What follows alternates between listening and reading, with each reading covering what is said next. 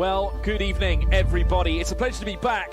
George Morgan here at your service. It's PSGL, it's Wednesday night, it's Spain tonight as well. Lots on the table, lots of battling. The title contest is still alive and kicking. And Jack, it's only taken us 10 rounds. We're on the 11th. It's all to play for.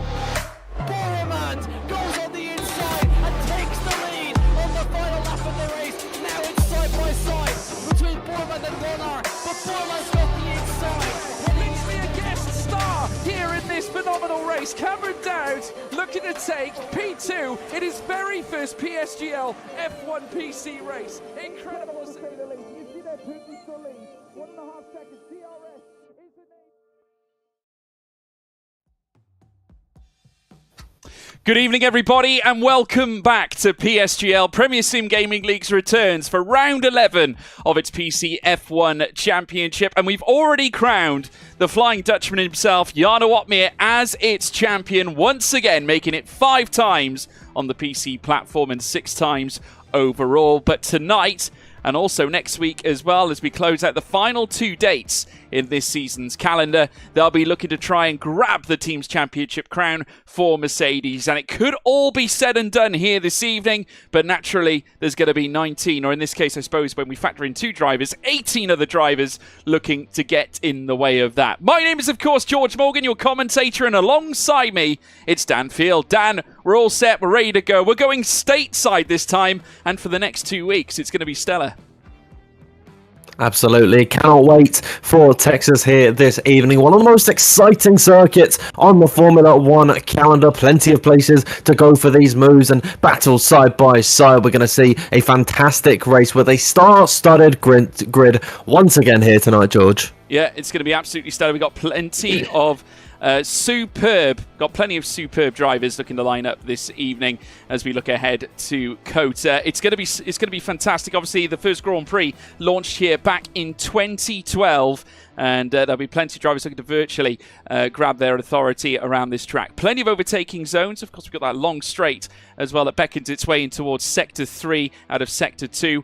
But yeah, that technical third sector is going to, I think, catch a few people out. Obviously, qualifying the first sector, the third sector can offer various ways of invalidating your lap times. So definitely is going to add that little aura, that little sense of mystery as to who's going to get that pole position. But let us know in the live chat who, of course, you're supporting here tonight. But Dan, given the fact that Jarno has now concluded his championship charge, and obviously looking ahead, he can kind of relax to a certain degree. You can bet your bottom dollar, though, that he's going to want to win this one, right? Oh, yeah, absolutely. I mean, Texas has always been a really good circuit for Jarno Opmeer. I mean, George, I can't remember what season it was, but I'm sure you have very fond memories of when he went from whatever position it was in the rain.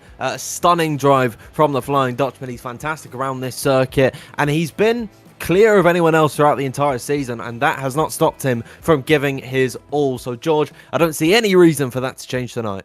Absolutely not, and we are here in the COTA pit lane, and as you might have noticed, the PSGL banners are out and about. As you can see, GT Omega, our proud sponsors, currently littered over the pit lane. Big C will be delighted with that. I did face some heavy criticism of him last week. Unfortunately, we had a little bit of a file issue on last week's one. For some reason, it just did not work.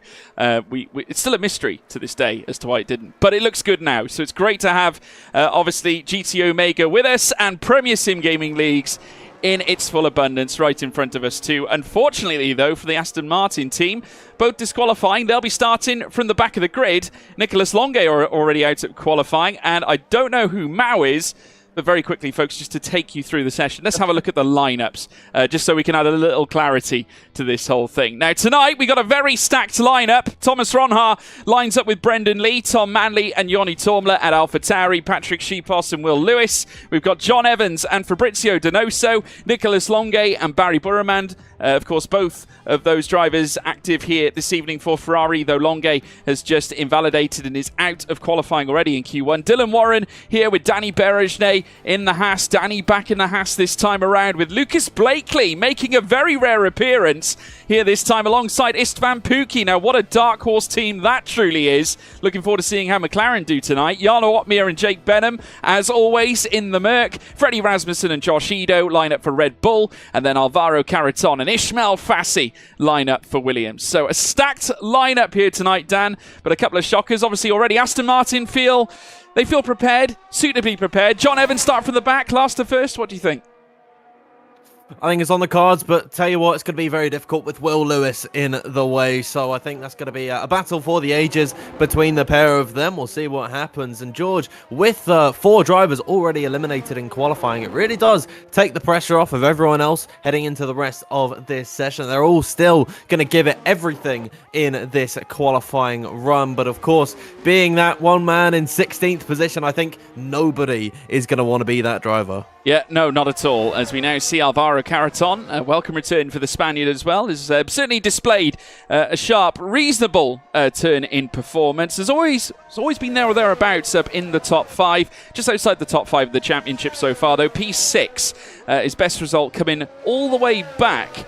Looking at it, in fact, he's had 2 best results. Looking at it, Mexico, where he scooped up 9 points, and then further back in round 2 at Italy, where, of course, he took another set of 9 points as well. He's going to be looking, though, for an improvement this time around. Still yet to capture that podium that I'm sure he would have liked to have achieved this season, though as I look at it on paper, in fact, his best result was Jeddah. I do apologise, Alvaro. 13 points he managed to take on that occasion, and as we hark back, of course, very busy night of racing for the Williams team. But looking forward to it, as we now see them pumping wheel to wheel. That, of course, I think on paper, I think that's Benham going around the outside, actually, because usually Jarno's helmet's a little different. I'm just having a quick look. Is it Jarno? Are you right? Yeah, I'm absolutely right indeed. See, I can spot drivers by their helmets. And I tell you what, that's the one thing that you can bring some slow comparisons from real-world racing to PSGL. You can still recognise the differences in drivers' helmets. I tend to go off the driver number to recognise when I don't know who it is on circuit. Jake Benham, of course, donning the number 25. I know Jarno Opmeer, he uses the number 5. Barry Broman, of course, very fond of his number 7. So they've all got that little identity that we can sort of associate with them. But Jake Benham, so far the quickest in Q1 at the minute. Very interesting to see a set of the softs this early on in qualifying. You'd think Mercedes, they're going to want to be in the best condition that they can coming into this race to really lock out that Constructors' Championship. But George, with the fine run of form that they're in, 46 points ahead of the closest team to them, I think there's going to be no worries that Mercedes will be locking it out tonight. Yeah, absolutely. And don't fear as well, to all the track map fans out there, I will bring it out for Q2, I promise. So sit tight. Trust me, I've got you covered. But looking at this now, we do, of course, have all the drivers, or most of them certainly, that are out on laps, donning the intermediate tyres. Jake Benham, the only time registered on the softs, hence why there's quite a gulf in difference in terms of pace. But as we now take a little look at Jarno Opmeer coming into this one, what a run of victories he has had, certainly from round 6 to round 9. Couldn't quite break to within winning territory back at Belgium, but starting from the near back of the grid, and he was still able to take the Drivers' Championship crown.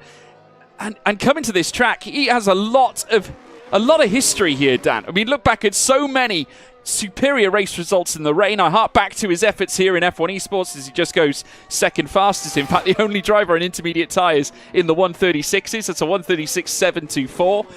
But looking at it, this track is Jarno Opmeer. His heritage, his history where it comes to sim racing, certainly in F1 Esports, is very much encompassed around this track. Yeah, whenever I think of a great Jarno Opmeer drive, I either think of this circuit or Australia back in season 28 when he went from 14th to 1st in the span of however many laps. And yeah, Jarno Opmeer, you definitely do associate him with this circuit. So strong here in America. His teammate Jake Benham retiring in the pit lane. He believes he's safe heading in towards the next part of qualifying. George, it's a very lax session we have at the minute, but hopefully once Q2 gets underway, should really kick off. I tell you what, I'm not sure whether Jake has actually read what compounds everyone's on at the moment, so hopefully he hasn't done that too hastily. Of course, he might have looked at that and thought, is that the cap? I'm just OP. No, Jake, they're all on intermediate tyres, so don't jump the gun just yet. Wilson Hughes managing to go third fastest for the Papaya McLaren outfit. For those of you who are curious as to who Mao is, my guess, well, apparently it's Isfan Pookie. So we were lied to, guys. There is no Lucas Blakely. It is Wilson Hughes racing here tonight. No, or we sold the mystery. That's Lucas. It is. That is Lucas. He just changed his name to Wilson. I suppose they're both Scottish, so there we go. I'll give them that. Thank you, Lucas, for that. That's it. Should we just say it's the Scottish driver and just leave it at that? Might make things a lot more straightforward. They're both Scottish, so we could probably get away with it. Danny Berejnay in 15th place as well, currently on the bubble of the bottom 5, but no doubt he'll be chasing bigger results. And is in fact on the soft compounded tyre, 24.9 in the first sector and a 36.6 in sector 2. And for Danny Berejnay, massively important on his account to actually nestle in some serious points as well. Hasn't won since the very first round back at Portimao, so looking to try and unleash something here in the closing stages as we now head through towards the final corner. Heading down now through towards turn 20, opening up the DRS, and goes fastest as you'd expect. A 131.346. Looking superior, higher than Jake Benham. And if you look at the Gulf there, maybe Jake too is looking to pull off a last to first. Who knows? Yeah, possibly. I mean, he was fighting side by side with Alvaro Carreton throughout the entirety of his run, so it was never going to be a competitive time from Jake Benham there. Maybe he is just deciding to retire in qualifying, and then we're going to have no one out of this session. But around a circuit like COTA, it's very easy to invalidate. I wouldn't be too surprised if there's someone heading in towards the final few minutes, maybe the last 2 minutes of qualifying, without a lap on the board, and they could be the ones in danger of getting eliminated. But at the minute, Danny Berejnay, the only driver in the 1:31. However, George, we've now got a plethora of drivers out on circuit, including the Red Bull outfit with Freddie Rasmussen, who's been very active across the championship, though he has had a few DNFs this season as well. We hark back to Canada and also Saudi Arabia, even back as far, well, say back as far as one of the closest ones, Austria, Red Bull Ring, but has taken podiums to boot as well. So really stellar results on par with Freddie Rasmussen, as we'd expect from someone as talented as he is, and will no doubt be looking to chase more points to try and close out his campaign. And certainly as far as the Great Dane's concerned, someone who has been at the top of F1 esports and the top of his game now for so many years, a runner-up over 5 years of that championship, and as it's run, one of the longest serving veterans as well in F1 esports history, alongside the likes of Jarno Opmeer and Joni Tormela, and many other names as well that we see and have seen at the very front of the field. As we now see him come through turn 1 and through towards the S sections, and Rasmussen now about to set his fast lap.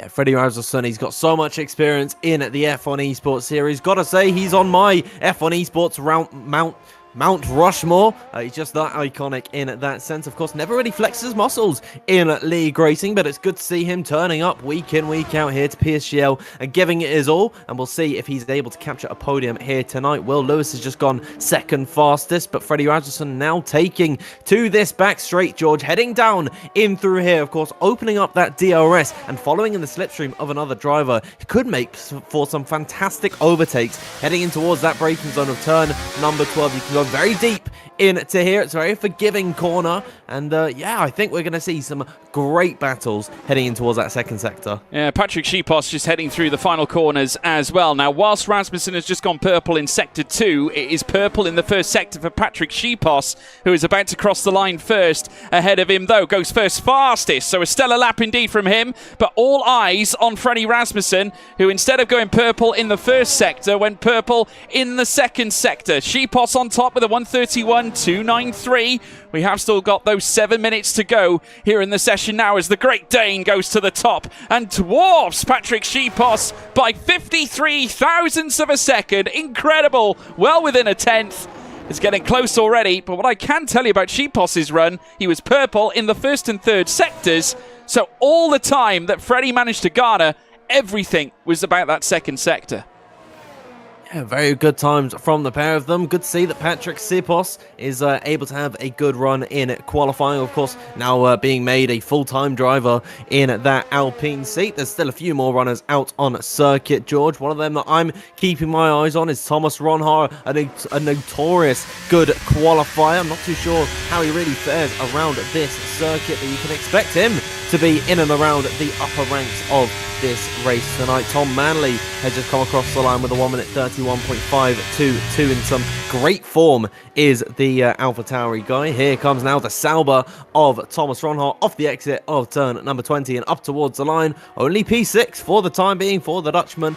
Plenty of drivers though on a 1 minute 31.4. It's a 4.84 for Thomas Ronhart. We'll see how that's able to fare him in the final part of this session. Yeah, enough for sixth fastest at this point, just ahead of Tom Manley, who recently won his very first race. That was back at Spa, and what a way to win it, as well as now we see Dylan Warren come across the line at 1:31.982. Now, Lucas Blakely on a mission.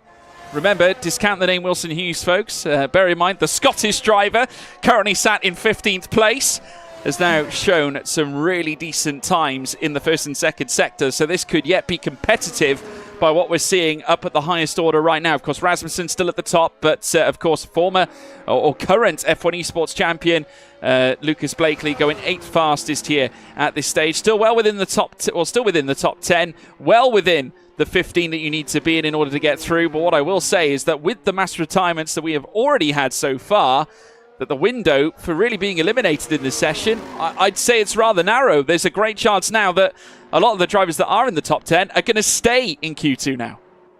I mean, the only driver that can actually get eliminated from this point onwards is your champion, Jarno Opmeer, at the minute, without a slick time on the board. All he needs is to do a 1 minute 33.9 or better than that, which is not a competitive time when you compare it to the rest of the grid. He will jump his teammate Jake Benham, just needs to get the time on the board, and then Jarno Opmeer should see himself into the next part of qualifying. But everyone from Dylan Warren upwards is completely safe in Q1, and that is why we're seeing the likes of Ishmael Fassi, Will Lewis, Barry Burman, these guys that normally wouldn't have a secure enough time to get into the next session. They're being in that lower end of the top 10, teetering on the teens.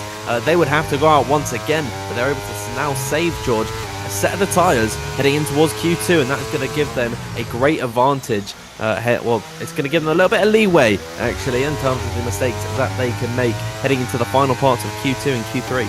Yeah, well, we're running on board now with Jarno Opmeer, who has just set a 25.042 and making his way around down the long DRS straight here at this stage now as he beckons his way in towards turn 12. This will now become the end of Sector 2, heading in towards Sector 3.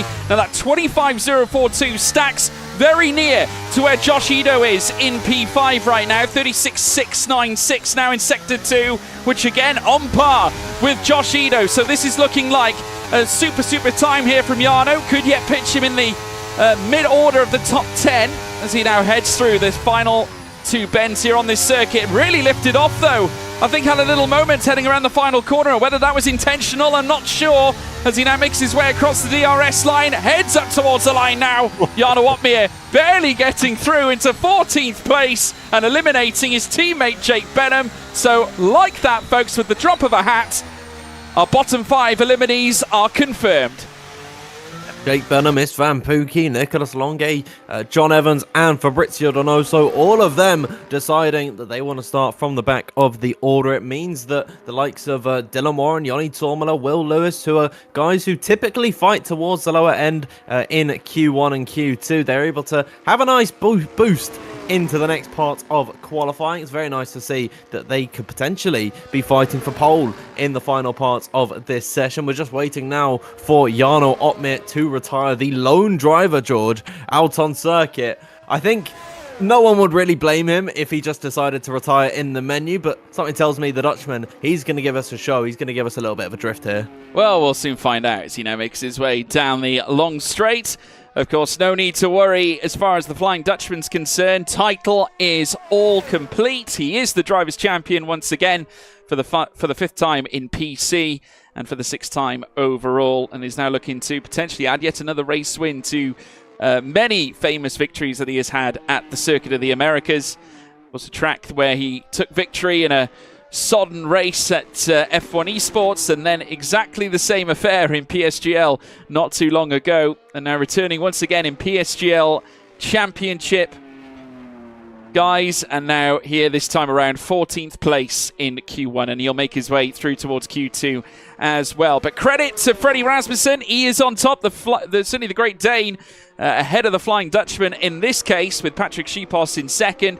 Danny Berejne, reasonable form once again in third, who's looking to now take his first victory since Portimao, as we also have Alvaro Carreton down in fourth. Be interesting to see how Williams gets on in this race tonight as well. I'll be very keen to see how the likes of Ismail Fassi and obviously Will Lewis is driving the Alpine tonight, so there is quite a squadron of Williams esports drivers taking part in tonight's session. But Jarno Opmeer retires from the session, so we've got a little bit of an early one, not too early. There was around 44 seconds to go in the session up until everybody retired, so we've got a somewhat early finish to Q1 as Jarno gets wheeled into the Mercedes garage. And that concludes our first session. Let's take you through, though, folks, first of all.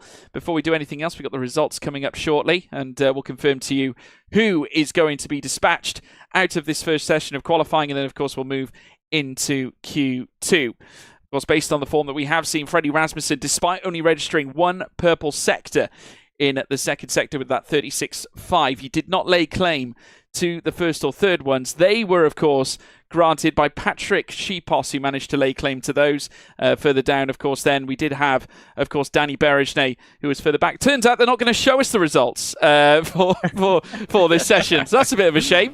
But never mind, we know pretty much anyway. The two Aston Martins are out, folks, Fabrizio Donoso and John Evans. They are out of the session. We have, of course, lost Nicolas Longue as well. We have lost one McLaren, Istvan Pukki, not going through to Q2 either. So quite the change-up. And further up as well, I think we did lose, according to my screen. I can't actually see who the other one was, but there we go. Yeah, shocking, to say the least. But we will be back on track. But I would say a fairly interesting start to qualifying. Dan, not necessarily to the usual order that we generally find it. A few early retirements. It's that end of the season vibe, isn't it?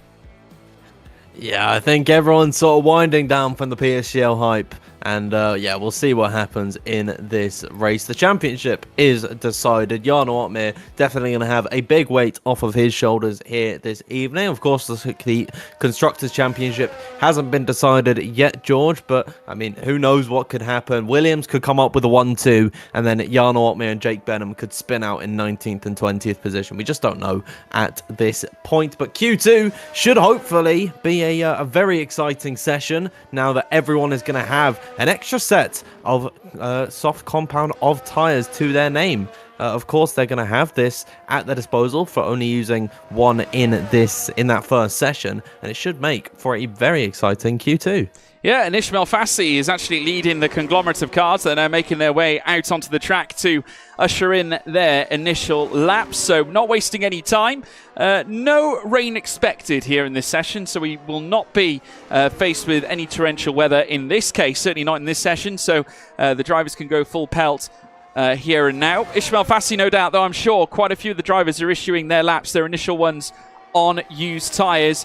Great opportunity to lay down at least some sort of a delta in this edition. But yeah, just want to say a massive thank you to each and every single one of you, A, for tuning in all season long, and B, tuning in tonight. We will, of course, be looking for you guys. If you can, make sure you hit the subscribe button and hit the like button if you're watching us live on YouTube right now. If you're watching us on Twitch, welcome. A brand new platform for us this season, so make sure you drop us a follow on there as well and lend your support. We really do appreciate it. I hope you guys are all keeping well at home or enjoying your midweek as well, because of course this is Wednesday.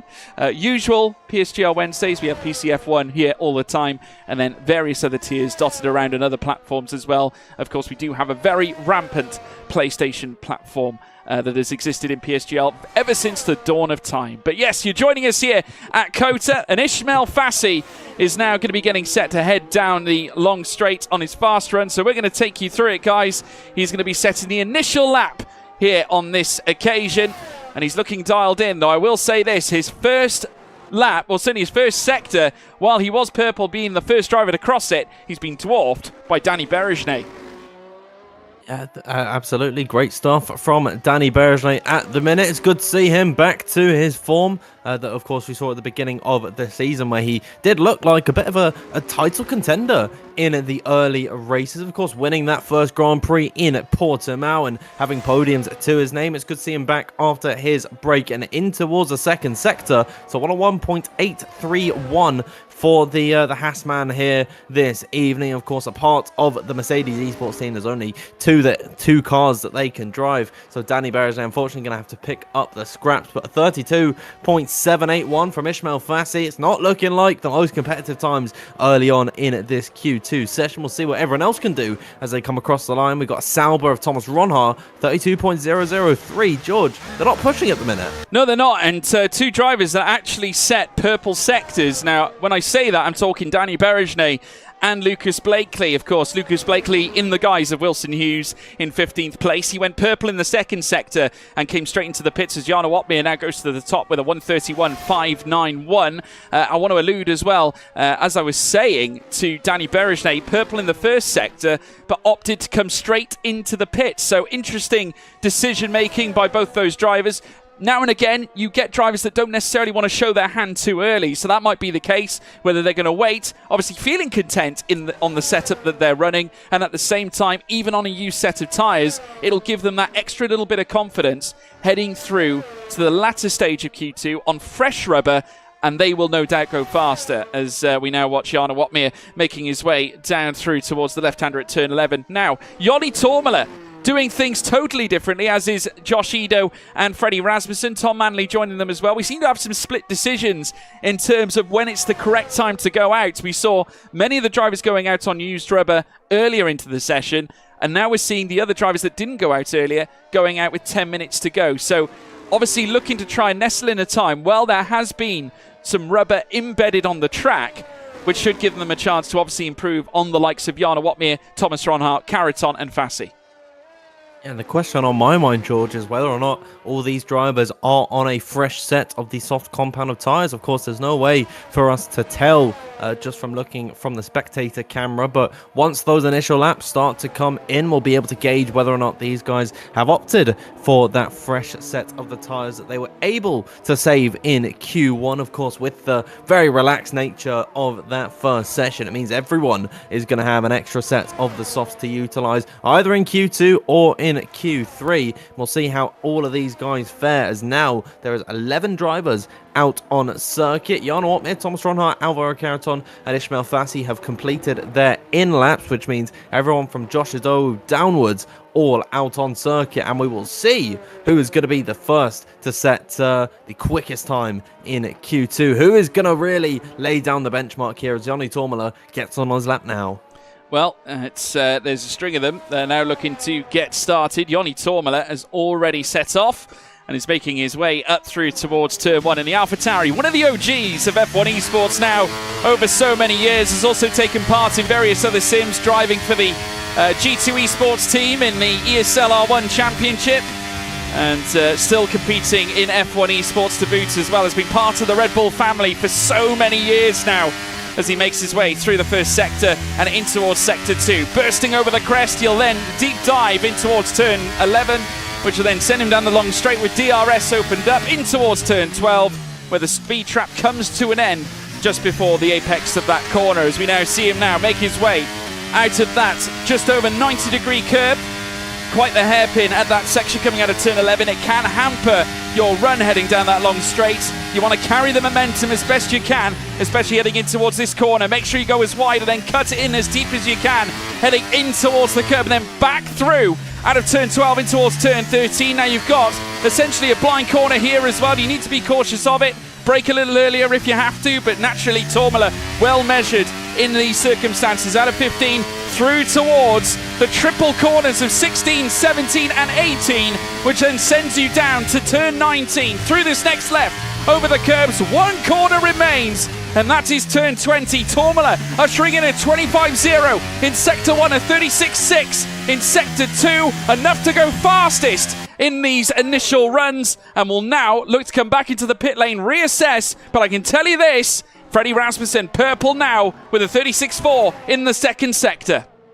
Yeah, Freddie Razzleson quickest in Q1. What is he going to usher in at the beginning of Q2 as he exits turn number 20, comes across the line, and that is more like it, a 1 minute 31.043 for the Great Dane. A fantastic time on the board for him. His teammate Josh Adowu coming back into the pit lane. Last week's winner Tom Manley comes across the line quicker than his teammate Yoni Tormala. There's Patrick Sipos though, George, with the first 1 minute 30 of the session. Yeah, Patrick Sipos as well, someone who has had stellar success here at COTA as well. Barry Burman, purple in the second sector as the Scuderia Ferrari goes third fastest in this instance, and from one Ferrari powertrain to another, here comes Danny Berejne, purple in sector 1, a blistering first sector with a 24.8 and enough to send him fastest ahead of Patrick Sipos. Berejne back with stellar one-lap pace, and that's exactly what we can expect from the Hungarian, of course, part of the same team where Jarno Opmeer and Jake Benham operate, and is showing that Mercedes pace once again, only dressed in Haas colours. Yeah, fine margins between the top two at the minute, a 1 minute 30.944 compared to a 0.966, just 22 thousandths separating the two Hungarian drivers at the minute. Danny Berejne in the Haas, Patrick Sipos in the Alpine. Great stuff from the pair of them with 5.5 minutes left to go in this qualifying session. George, one big thing jumping out to me is that Alvaro Carreton and Ismail Fassi, the pair of them in the drop zone at the minute. However, they are both out on circuit and both ushering in quicker times. Yeah, they are. They're green in both sectors. Naturally, they both need to find quicker times because the best times are in the 130s and they are currently stuck in the 132s. So it's either now or never. In this case, if you're Ismail Fassi and Alvaro Carreton, Williams will be looking for the W. Here, heading through the final corner this time around. Fassi, who has also been stellar this season, only manages to creep into the top 10. What about his teammate, Alvaro Carreton, who has also ushered improvements in the first two sectors? He's not alone, though. Jarno Opmeer also on a flying lap, and he's coming in, but Carreton into the pit lane. Goodness me, Opmeer's dealing with a little bit of traffic. So here now, as we lay up into the final 4 minutes, Jarno Opmeer bidding to now improve once again, a 24.958 in Sector 1. He's going to complete this lap, 36.5 in Sector 2, enough for 6th fastest. The Flying Dutchman now breaks ahead of Lucas Blakely, and just in behind, Thomas Ronha. Both of the Williams remaining in that drop zone. Alvaro Carreton wasn't happy with his run, decided to come into the pit lane. I was watching Ismail Fassi as he came through turn number 20. I think he got a snap of oversteer heading through the mid-apex of that corner. He had to correct himself, and that sacrificed a lot of lap time, a 31.4 for the Spaniard. And those two are the slowest of all the lap times that have actually been set at this point in time. Josh Adowu, Dylan Warren, and Will Lewis yet to set a time on the board. I'm seeing questions about Lucas in the live chat. Wilson Hughes is Lucas this evening. It's a bit confusing. I think the pair of them have swapped names or something on Steam, and so they're playing a little bit of a joke on us here this evening, but we can confirm that is Lucas Blakely. That's not Wilson. Yeah, I mean, you see that sort of thing. I think I was having a chat with Chris Buxton about stuff like this in the past, you know.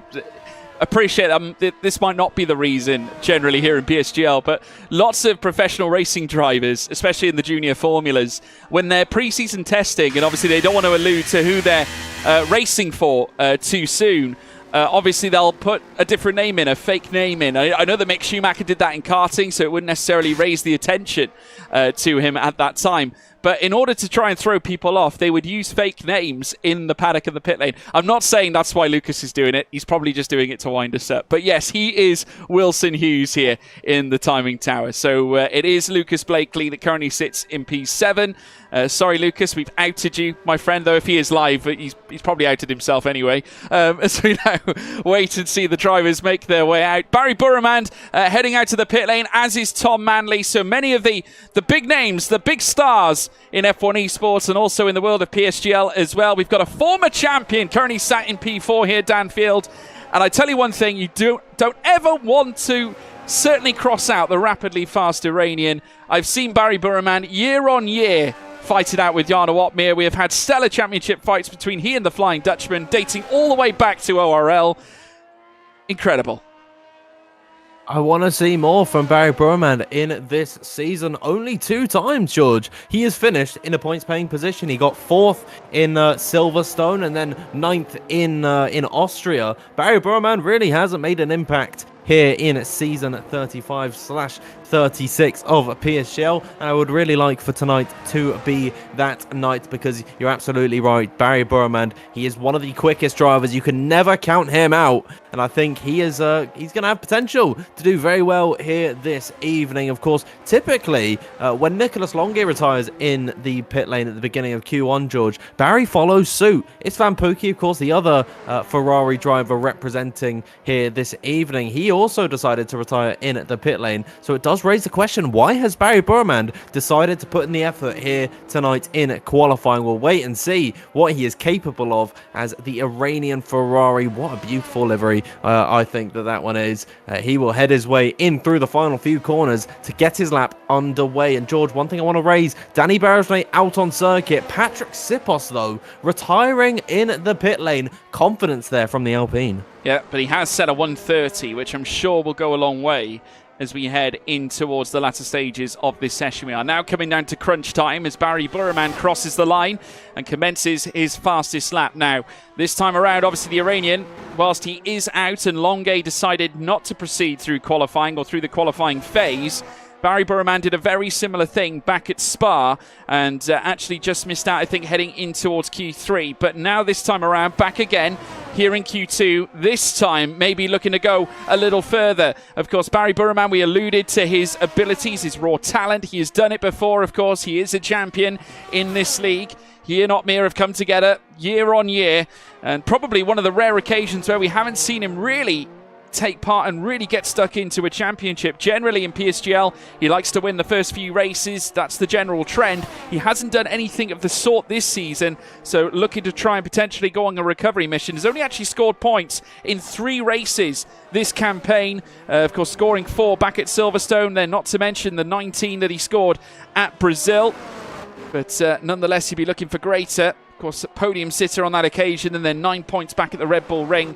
Of course, still more to gather, you'd expect, as he now makes his way heading out of the left-hander, then bursting through the triple corners, heading through into Sector 3s. In Sector 3 proper, turn 16, 17, 18, in towards 19, and then down in towards turn 20. The Scuderia Ferrari not showing very much of an improvement in the second sector. There is a slight improvement. First sector's very good. Enough for second fastest, however, now, as we're seeing more improved times here from Freddie Rasmussen. Purple in sector 2 with a 36.420. Personal improvements in the first sector with a 24.905. So a great chance here to lift himself off. Now, everyone in the bottom 5 is also showing improvements too. So it certainly is danger time for Brendan Lee, Tom Manley, and Jarno Otmir. They may not make it through as Freddie Rasmussen also goes through. Got Josh Ito, his teammate, who's leapt out of the bottom zone. Caraton's out. Brendan Lee needs to try and survive here in the depths of all this, and he won't. He's coming into the pit lane. Drama here at the very end. Ismail Fassi breaks through. Jarno Otmir on the bubble survives ahead of Tom Manley, who has been eliminated right at the end of qualifying. And our winner from last time out in Belgium will not see Q3 here this evening. Jarno Otmir has come across the line with a 1:31.041 to secure himself properly into that next session. That means that the difference is between Will Lewis and Tom Manley. Great to see that Will has made his way into the top 10. He's definitely going to have a shout for pole position, if you ask me there. But it is Danny Berger with that 1:30.944. Good enough to get himself into the next part of qualifying. That initial banker run from the Hungarian was actually good enough for the quickest time in this session. So all signs are pointing towards a strong race for Danny Berger. Yeah, it's certainly looking good for Formula Danny. Danny Berger fastest in Q2 with a 1:30.944. 0.04 of a second faster than Barry Burman in second. So close between the pair. Patrick Schipos in third. Freddie Rasmussen fourth. Jarno Otmir in fifth. Josh Ito looking in sixth place. Didn't think Jarno finished as high as that in accordance to my screen, unless he left it late. Wilson Hughes in seventh. Ismail Fassi eighth. Thomas Ronhart in ninth. Will Lewis in 10th place. Tom Manley in 11th spot out of the session. And then, of course, Alvaro Caraton we lost, as well as Brendan Lee, Yoni Tormala, and Dylan Warren. So the drama now continues here in PSGL. Once again, not necessarily the best of qualifying sessions for Brendan Lee. So obviously that's something he's going to have to contend with. He's had a bit of a rough tail end of the season here, Dan. Is it the case, though, because obviously there's rumours of F1 esports flying around, people saying that it's making a comeback. We're very much aware of obviously the FPS situation. Many of the drivers adopting the 60 over the 120. 120, of course, the standard in F1 esports, but in league racing, many of the drivers can opt for a 60 if they fancy it. Naturally, if you're not in F1 esports, you're going to use it because essentially it puts you on the map. But if you're Brendan Lee, is it a case that he's sticking with the 120 and just saying, listen, I need to prepare for F1 esports. This is the only way I can do it. 120 FPS. Let's race. I'm not too sure. I mean, Brendan has struggled since round number 5. He hasn't scored any points since then. He's not scored a podium since round number 1 in Portimao. So Brendan Lee really is struggling at this point in the season. It's going to be difficult for him to make a case for a strong Grand Prix here this evening. But of course, with rumours of F1 esports swirling around, maybe making a comeback soon, they could be diverting their attention to that and less on PSGL here this evening. But something is not right for Brendan Lee and even Thomas Ronhard, the pair of the Sauber drivers. I've got to say, George, they're looking a far cry from what we saw at the beginning of the season, where they were looking like legit Constructors' title contenders. And all of a sudden, the pair of them haven't won since round number 2, where Thomas Ronhard took victory in Imola. They're really struggling to keep up with the likes of Mercedes and Williams. Yeah, it truly has been a tough venture for them, folks. It has to be said. But naturally, let us know as well in the live chat. We want to hear from you. Who is going to take pole position here in Q3? This is, of course, the pole position shootout, essentially, here in Q3. No more eliminations. It's all about where the drivers are going to start in the top 10. Who, in your mind, is going to take pole? Let us know in those live chats. I can already see Ivor Bryn Mike saying Barry for pole. Now, that would be a turn up for the books because naturally we haven't seen necessarily that from Barry so far this season. We got people saying that there's a spider on your head, by the way, Dan. Frederick as well is a vote from Jester DK. Thank you for sending that in as well, guys. Very active there, I can see on the Twitch. Let us know as well if you're tuned into us on YouTube who your selections are. I've got Jarno here from Peter Gladchuk. We've got Blake Ellenwood saying Barry as well. So Barry getting some votes of confidence here very early on here, Dan. Obviously, they feel the rapidly fast Iranian can do this. Absolutely, and I think Barry Bromand is going to be in a fantastic position to potentially fight for pole position. Second fastest in Q2. Danny Berejnay was only 4 thousandths clear of the former PSGL champion. So we'll see what Barry Burman can do here this evening. But I gotta say, all 10 of these guys are going to have a very strong chance of taking pole position because it seemed like Q1 and Q2, George, very volatile. And there's been no one dominant driver in Q1 and Q2. But if you're going based off of those stats, Patrick Sipos is a name you maybe got to put forward. Yeah, I think so. And has got history around this track too. Has actually pulled off some mega results in the history of PSGL, and very much a team leader very early in his career as well. Big shout out to Bertie Rayland as well. Will Lewis, we've got Barry, Sayed Mohammed Hussein as well. We've got others further down. Patrick for pole says Jattery. Danny as well saying Phil for you. We've got more further down as well. Big thank you to everyone who's getting involved, of course. Ayub is saying, of course, Cookmere. Of course, he has a great chance to cook here this time around. Let's go. Jarno says Loser Duma Matter. Keep them coming, folks. We really do appreciate all your support. Thank you for getting in touch. Big shout out to Joel Brown as well for the smartest pole position decision you'll ever make in your life. George Morgan for pole position as always. Really appreciate it, my man.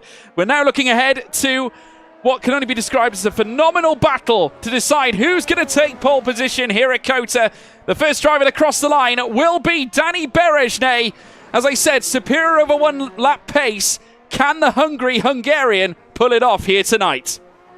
See what he can do is he will take to the uphill climb in towards turn number 1. It means he can be very late on the brakes through this very wide first corner hairpin.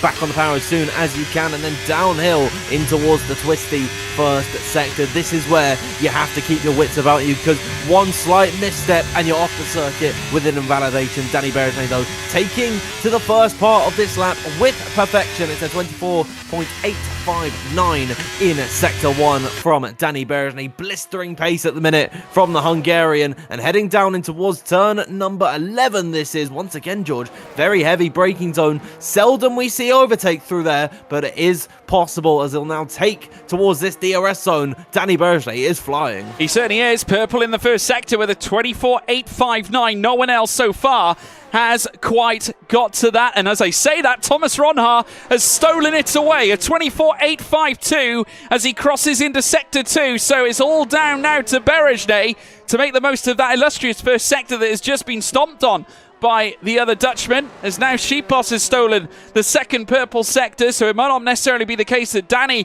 will take P1, but in this case, obviously, remember, it's over the course of one single lap. Just because you're purple in one sector, if you're not right and in amongst it in the other sectors as such, then you are going to be left frustrated. As now Berezny opens it up, heading down through towards the line of 131.013. Not the best we've seen, but here in this case, it certainly is a great place to start. Now, I can tell you, as Patrick Sheepos goes to the top of Barry Burman, Freddie Rasmussen purple in the second sector, but his teammate Josh Edo has invalidated, Dan. What a lap there from Patrick Sipos. Here comes Freddie Rasmussen up towards the line. It's a 30.838. It seems like no one at the minute is able to touch the time set by the Alpine driver. Thomas Ronhaar also invalid on his run. That time would have been good enough for P3 on the grid at the minute. A few more drivers coming across the line. Now Lucas Blakely has netted a 31.022 and Ishmael Fassi Tibet is in P4 at the minute. But what a time from Patrick Sipos there. The quickest of everyone at the minute. Jarno Opmeer is also on a run as he heads through the final sector. Is he going to be able to catch Patrick? It's going to be difficult. Well, he's going to give it his best. Obviously, a 130.7 is exactly what the doctor ordered, but Sheepos perhaps showing his hand a little too early in the session. We'll have to find out. The Mercedes now towards the line. Fifth fastest for Jarno Opmeer. A very nice foundation to start. No doubt on used tyres as well. A 131.011. And now we await the likes of Will Lewis as well as Josh Edo. Remember, Josh Edo invalidating his previous run. He wasn't alone, though, because Thomas Ronhaar did. Now, remember, Ronhaar was purple in that first sector because he stole it from Danny Berezny. But this time, as we now see Wilson Hughes coming through, looks like, as far as I can see, is he on a cool-down run? Though this might actually be a quick lap. Is it? No, it's not. Doesn't look like one, unfortunately. So they are slowing down, which is bad news if you're someone like Will Lewis. And indeed, Thomas Ronhaar also invalidating even his second cool-down lap. And Josh Edo also invalidating and certainly not pushing here at this point. This puts them in a bit of a bad spot here at the end of the day, Dan, because now they're going to have to go back in, reassess, and go out and essentially only have one lap at taking pole. Yeah, it's going to be very difficult for them, of course. Only 12 minutes in Q3. We've only got 4.5 minutes. So, with a click of a fingers, this session has absolutely flown by. Josh Adowu, Thomas Ronhaar, and Will Lewis. All of them, the pressure is going to be insurmountable at the minute. And they're going to have to contend with the likes of Patrick Sipos, Freddie Rasmussen, Barry Burman, who've all set fantastic lap times. I wonder what is going to be going through the head of Thomas Ronhaar, George. Of course, his lap time that he invalidated would have been good enough for P3 at the minute. That would be on the second row of the grid, just ahead of Barry Burman. But with that invalidation, is it going to be playing on his mind potentially that he won't be able to replicate that lap? Well, so it's a big, bold question. Actually, everything, all question marks now are upon this final run. And given the fact we've got an interesting complexion that sees three drivers that have not set a single time here in Q3, and I did allude to the fact that there is a lot of risk and a lot of reward here at the United States circuit, but there is arguably more risk than reward. When you weigh up certainly the challenges in the first sector, the snake section, which is kind of requisite to what you get at Maggots and Beckett's at the British circuit at Silverstone, you make one wrong move there, breach the track limits, you're in trouble. And it's the same that can be said heading through the final sector. You can get thrown out wide. Big mistakes coming out of the triple corners that you make your way around turn 16, 17 and 18. That run through to 19. If you cross that white line, your time is invalidated. And that is pure and simple. And here at this stage in Q3, the sensitive portion where obviously every single position is up for grabs. As we see now, Danny Berezny making his way out for one lap. Now, if there's someone I fancy to go well here at this portion, at this point, it's this man. If there's anyone who can do it, it's Danny Berezny. Yeah, Absolutely. Danny Berejnay, of course, quickest in Q2, and we know how strong he is in qualifying. He hasn't quite captured that form at the beginning of Q3, but he does have one more lap to try and get that time on the board and fight the likes of Patrick and Freddie, of course, one of them being an F1 esports rival that goes back years at this point, the other one being his fellow countryman in the Alpine. Lots of stories here on this PSGL grid here tonight with just 2 minutes left to go. I could see any one of these guys, any one of these 10 drivers fighting for pole position, and really, I see it going anyway. Yeah, your last chance now, folks, to register your predictions for who's going to take pole here tonight. You still happy with your selection? If you want to change it, let me know in the live chat. Let us know who your selection is now as Danny Berejnay brings an end to his opening out lap before he then concludes it and makes his way out in his fast lap. As we're now looking on the screen, I can already see they've got the 2 Red Bulls there. Obviously, Freddie Rasmussen, Josh Edo, alluding to your comment there, Andrew Bennett as well. Keep them coming, everybody. We want to hear from you as we now get set, obviously, for Danny Berejnay's final run, his final fast run here of the session. And I can imagine there's a little bit of nerves here, Dan.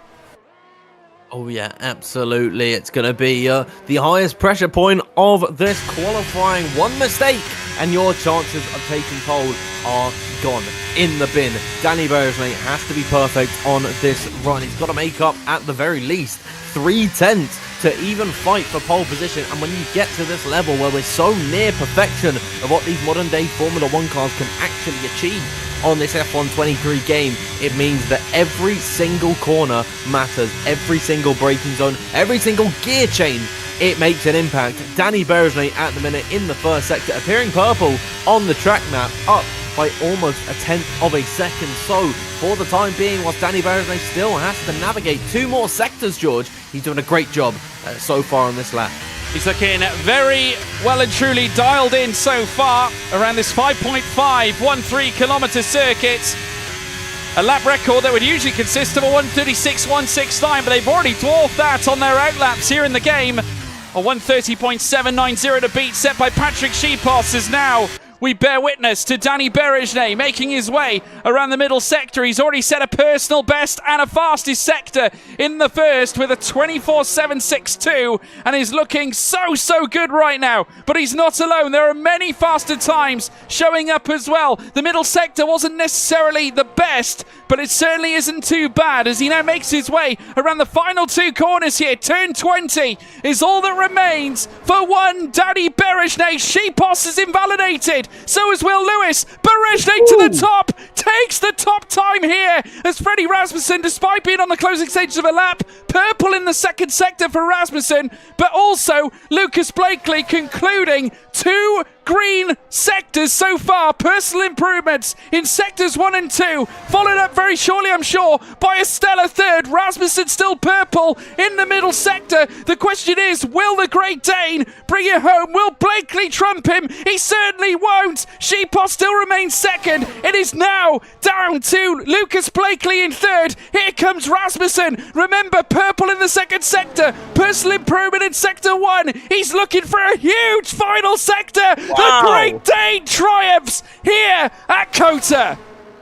What a lap from Freddie Rasmussen. Still more times being nestled in. Jan Watmir found his way onto the second row of the grid. Thomas Ronhard, the last man across the line. Was that good enough for pole position? I don't think so. It's P8 for Thomas Ronhard, meaning Freddie Rasmussen on pole position. A fantastic, a stellar, stunning qualifying lap from him there, ahead of Danny Berejnay. Those are 2 esports greats lining up 1 and 2 on the grid tonight, George. Take in that top 5. Absolutely incredible. Freddie Rasmussen on pole position. For those of you who actually picked him out in the chat, congratulations.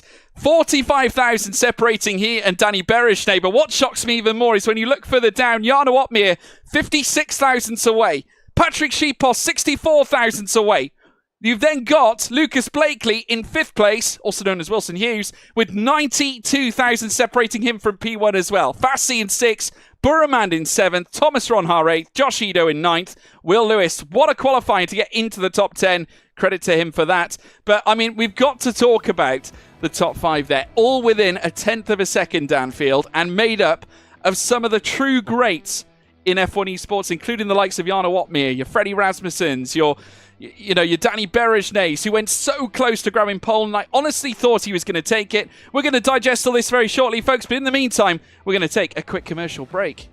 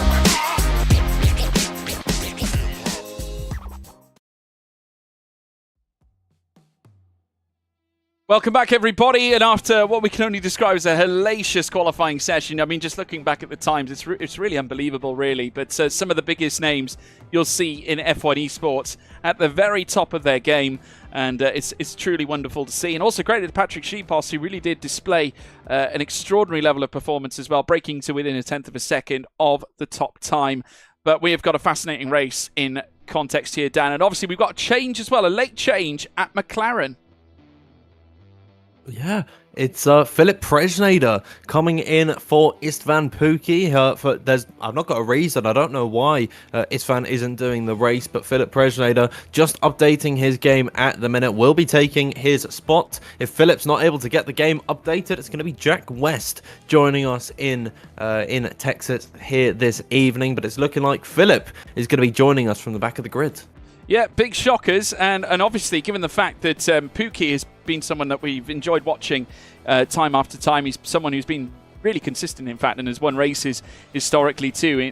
Generally a winner of some of the most extraordinary races in PSGL history. So I'm kind of disappointed in a way that he's not going to show up. But Philip Presnader is someone who has also been, obviously associated with this seat now coming into this race. Someone who, too, has also been successful in PSGL. Off the boil in recent years, lost his seat in F1 esports, but still touting to get it back. And I think it's keen to note as well that he is still a development driver within F1 esports itself. Absolutely, and of course a former winner here in PSGL. I think if you call back all the way to season 27, George, if I'm not mistaken, Philip Presnader won the Belgian Grand Prix, so he's got history here in PSGL. He's a very well-known driver as well, been a part of the scene for a while.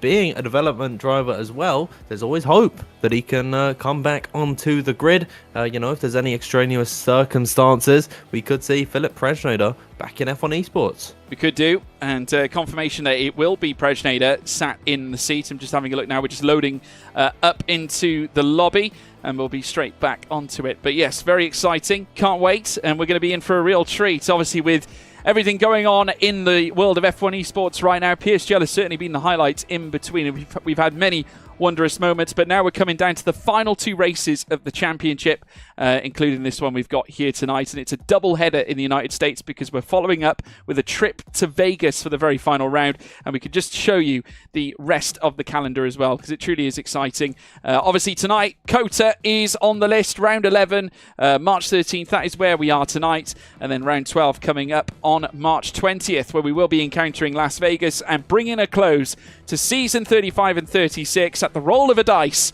as we head to the Grand Casinos of Las Vegas. It's going to be fantastic. It's going to be fantastic. Obviously, the championship, in terms of the drivers' aspect, has been confirmed tonight, though, and heading into next week, we will be crowning our team's champions. No doubt, though, it's definitely in the hands of Mercedes right now, Dan. Absolutely. Unless Williams can do something extraordinary, I think Mercedes are going for the clean sweep here in PSGL with the Drivers' Championship and the Constructors' Championship to bet. And with the rumours swirling of F1 Esports maybe on the horizon, a team of Jan Ortmeier, Jake Benham and Danny Bergenet, 3 absolute units in the F1 Esports scene. All 3 of them are going to make a fantastic impact on that Mercedes Esports team. But yeah, all of them, they're in a great position, especially Danny Bergenet here tonight in a great spot, starting second on the grid, only seconded to Freddie Rasmussen at the minute. And Freddie, George, we touched on it earlier on, not one to really flex the muscles in F1 in league racing, but it seems like tonight he's coming out swinging. Yeah, no, it's going to be interesting. Naturally, many big names reaching the top, but also at the same time, young drivers now looking to punch upwards. And it's great to see because we've got this influx of brand new talent trying to find their way in. And we look as well at some of the new blood coming through even now. The likes of your Otis Lawrence's, who has been stellar through the entirety of this game cycle. Looking ahead, though, to F124, it opens even more doors. And another driver who's really muscled his way in as well is one Ismail Fassi, someone who is very exciting to watch. Pulls off some of the most gargantuan overtakes you've ever seen in the current era of esports and sim racing. And keep your eyes on him, folks, because he will be someone to watch. And I'd imagine we'll see him in F1 esports for many years to come, and also in sim racing has really established himself as one of the current stars in the field as well. But we've got many of them looking to tout for brilliance, looking to tout for greatness. Even here at PSGL, somewhat of a flex to win this championship and to be a PSGL F1 PC race winner. So everyone wants to do it. They all want to join the likes of Jarno Opmeer, the likes of Freddie Rasmussen, the likes of Lucas Blakely, the likes of Barry Burremand, of course, greats in the world of sim racing, certainly here in F1 esports. And you never know, it could just be around the corner. But my big question to each and every single one of you, who is going to take victory here tonight at COTA? Let us know in the live chat. Over to you, Dan. Who do you think is going to get it? There's only one name. When he's on the grid, I've always got my faith in him. Will Lewis. Who else, George? I was not expecting that. Very outlandish. Let's read some of your comments, folks. Oliver Vestergaard saying Freddie. The future manager saying Jarno. Alessio Arpino saying Danny. We got Emil Janovic saying Jarno as well. Keep them coming, guys, honestly. We got HB saying Goatmere. Peter Gladchuk saying Jarno. Parno says Ayub. Different spelling, but we all know who it is. Ron Hart says Jattery Backer over on Twitch. Keep them coming, guys. Cartual, we got Lucas says the Johnny Damon. We got Jarno saying Cartual. Freddie says David Parling. We've got MKS says saying Rasmussen. We've got Tropic saying Brendan. VTR saying Jarno. Benny Boy says YA98. We got Danny Berejne says Miss Riesfeld. Obviously Jarno says Luciduma Matter as well. Goat Morgan, thank you. Alistair, much appreciated. Whoever that Wilson guy is seems quick. That is Lucas Blakely. I can tell you that the name is still the same, guys. So if you see Wilson Hughes, it is Lucas Blakely. Okay, it's either Steam or it's Lucas himself. I don't know who it is yet. But yeah, big thank you each and every single one of you. Keep the comments coming. We have got so much to look forward to, so much to digest. The track is looking dry. No rain expected for this particular race, so we're in for just a straight fight between some of the best in the world. It's going to be stellar, and the run-up to turn one is a bit of a lottery, Danfield. Oh yeah, that first corner, honestly, wide enough for 4 cars to fit in through there, but then it tightens up on the exit when you try and follow the racing line. Yep, we certainly do now, folks, but we have, of course, got all 5 lights lit! And it's pedal to the metal. And it is go, go, go, go, go. And certainly off the line well. Freddie Rasmussen got the leap of his life heading in towards turn 1. Covering off the inside is, of course, Lucas Blakely trying to batter back against Patrick Sheepos. Running wide is Barry Burman. He's being attacked now by Josh Eno. In towards turns 2, 3 and 4. And certainly Eno getting the upper hand. And Williams has gone off. No, goodness me, is that a Williams? Yes, it's Caraton. Caraton is off, and Barry Burman has fallen to 10th place. Caraton's off, Benham's off, Manley's off. Lots of drivers losing positions. Patrick Sipos down into 9th, and that all started with the Alpine car getting tapped, I think, into that first corner. Barry Burman back up the inside of Patrick, heading in towards turn number 11. bad start for the pair of them. Yeah, not ideal at all, and Barry's got to try and fight back. He's now ahead of Patrick Sheepos, who is now down to 10th place. Will Lewis just on the cusp of the top 10, but now being attacked here by Joni Tormala, who now dives in down the inside as they now make their way out of turn 12 in towards turn 13 now. The AlphaTauri of Tormala now splitting the two Alpines either side. Look at this from the front, though, as now we see a deep dive here from Tormala yet again, taking on yet another Alpine as we make our way through the initial lap. Now, it's important to note that Tormala is on soft tyres, Buremand on softs as well, Rasmussen on softs, Benham on softs, so no surprises to see Rasmussen checking out at the front. Yeah, Freddie Rasmussen already a second and a half clear of Danny Berger, making up some great time early on in this Grand Prix. But George, I want to touch on one man, Brendan Lee. Where's he come from? Up 7 places since the start as Barry Burman now through on the other Sauber car of Thomas Ronhart. Those softs working well early on, but he's got a lot of ground to make up after losing those positions on that first lap. Yeah, and essentially that's your kryptonite. If you're on soft tyres, you do not want to be falling down the field. The prime example of what you should be doing is what Freddie Rasmussen's doing right now. He needs to allot a lot of delta between he and Danny Berejne, to avoid the DRS when it opens up on lap 3, but also at the same time put enough breathing space in behind, so of course you've got that strategy that can pay off when you come into the pits, because he needs as much time as he can in order to dodge the potential overcut that he's going to sustain, because he's going to be doing a lethal undercut here at this point at COTA. So it's going to be a bit of a mission on his part. Barry Burman, though, on the attack. Joni Tormala again taking names, taking places as they now hustle down towards turn 12. Opening the door. Here comes Burman. Immediately now snatches P7 away from Ismail Fassi. Next on his list, former 2-time F1 Esports champion, Brendan Lee.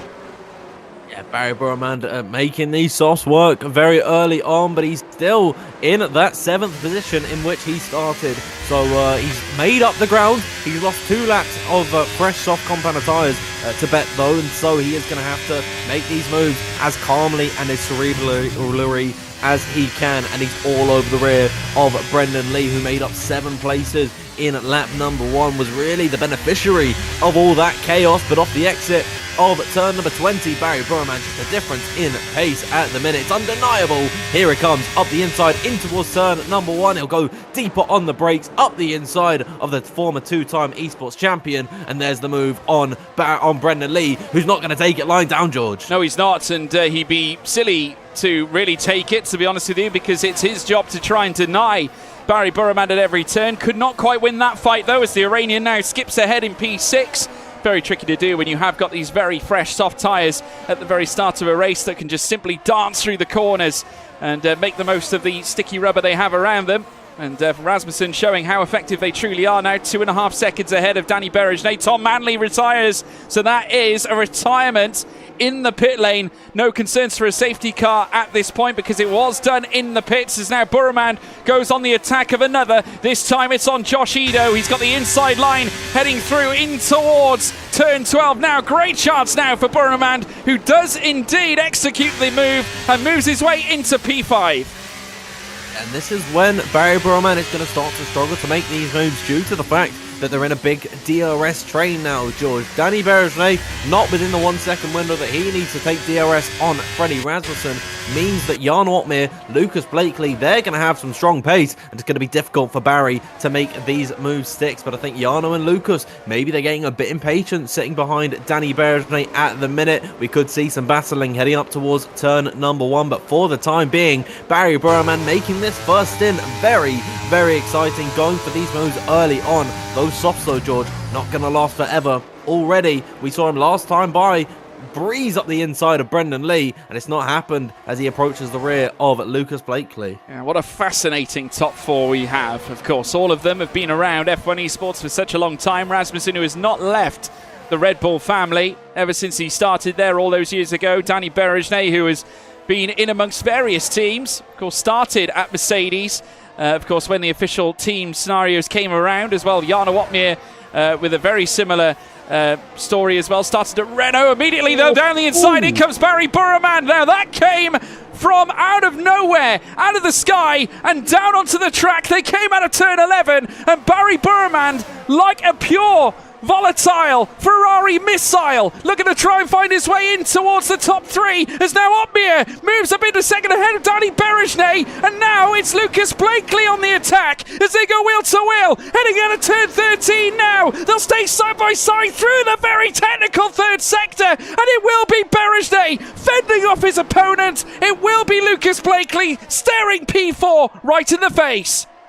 Now Lucas hasn't got a good exit after going for that move. Barry Burman is all over the rear of the McLaren driver heading in towards the final sector. Of course, no real opportunity to make a move down in this part of the circuit. However, up towards turn at number 1, if Barry can nail this exit, he'll be all over the rear of Lucas Blake, who's going to be kicking himself that he didn't make that move stick heading up the hill. Seems like Lucas has stabilized and is following in the wheel tracks of Danny Berejnay, and that is another opportunity Barry Burman had to make these softs work early that he hasn't taken, unfortunately, as Alvaro Carreton now retiring in the pit lane. That's 2 DNFs already. Yeah, and that strengthens the hand of Mercedes once again on the title race, because of course Williams currently sat in second in the Constructors.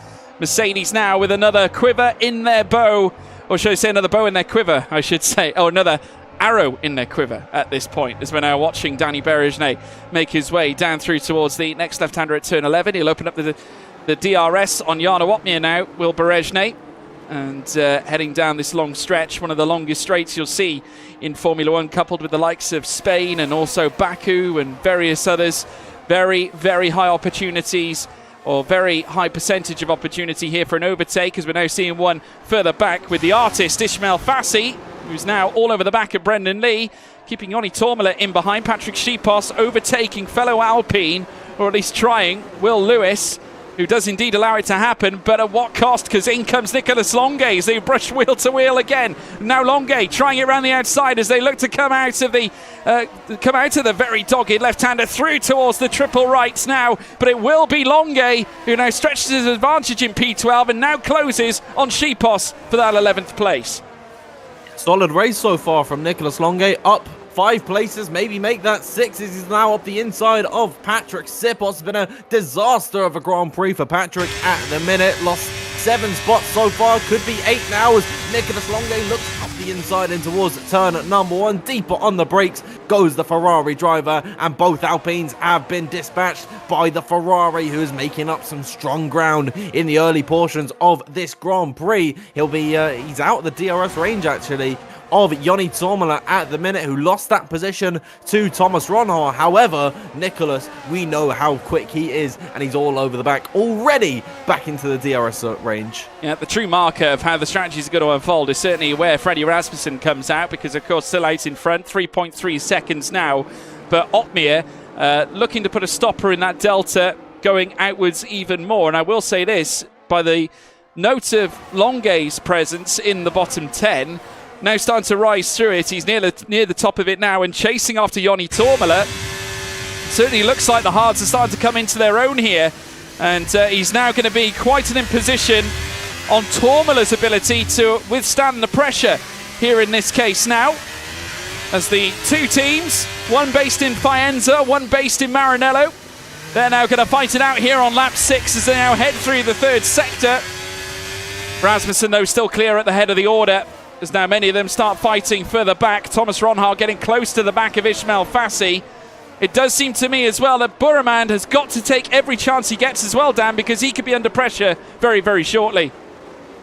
And the soft tyres, George, they're well and truly cooked. Jarno Opmeer is beginning to catch Freddie Rasmussen at the front of the order. Joni Tormela slipping off the back of Thomas Ronhaar, and Barry Burman right in the thick of things is going to have 4 angry hard runners in behind him, and who are not going to be happy with his dive bombs in the beginning laps of this Grand Prix. So it seems like the soft runners are going to have to start thinking about maybe coming into the pit lane very, very soon. Freddie Rasmussen has done all he can on his set of the softs. It's been a great race so far for the Red Bull driver, still actually pulling a gap on lap number 7. Barry Burman has done well to recover. Joni Tormela has made up places as well, so it seems like the soft runners, George, they benefited well. Yeah, we got a little bit of leverage on the show here from Ismail Fassi, just tucking his nose right into the rear left tyre of Brendan Lee. As they now head down this long straight now. Berejnay looking to launch the attack this time on Jarno Opmeer as they do fight it out. Jarno loses out to P2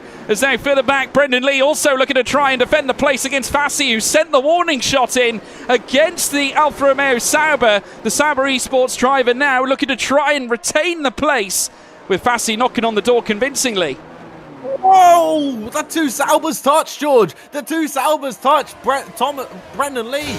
Thomas Ronhard's gone into the back of Brendan Lee, and now all of a sudden, Thomas Ronhard losing a number of places because here comes Joni Tormala around the outside of turn number 18. Thomas Ronhard going deep on the brakes, trying to go around the outside of Ismail Fassi. Unintentionally taps the back of his teammate, and maybe there's some wing damage on the Sauber. Yeah, there could be, and I've got to say there was a lot of movement happening heading in towards the final sector, heading through towards turn 20 as well. Longue very nearly had his chance, wasn't able to quite pull it off against Joni Tormala, but nonetheless still on the cusp of breaking to within this top 10. And whilst he stays behind Tormala, his strategy should work out for the better as this race carries on. Burman needs to try and usher in everything he can, because if this carries on, of course, if they keep knocking at that wood, if these hards continue to penetrate to within where these softs are right now, it's really going to do damage to Barry Burman's strategy. To me, Burman's damage was done on the opening lap.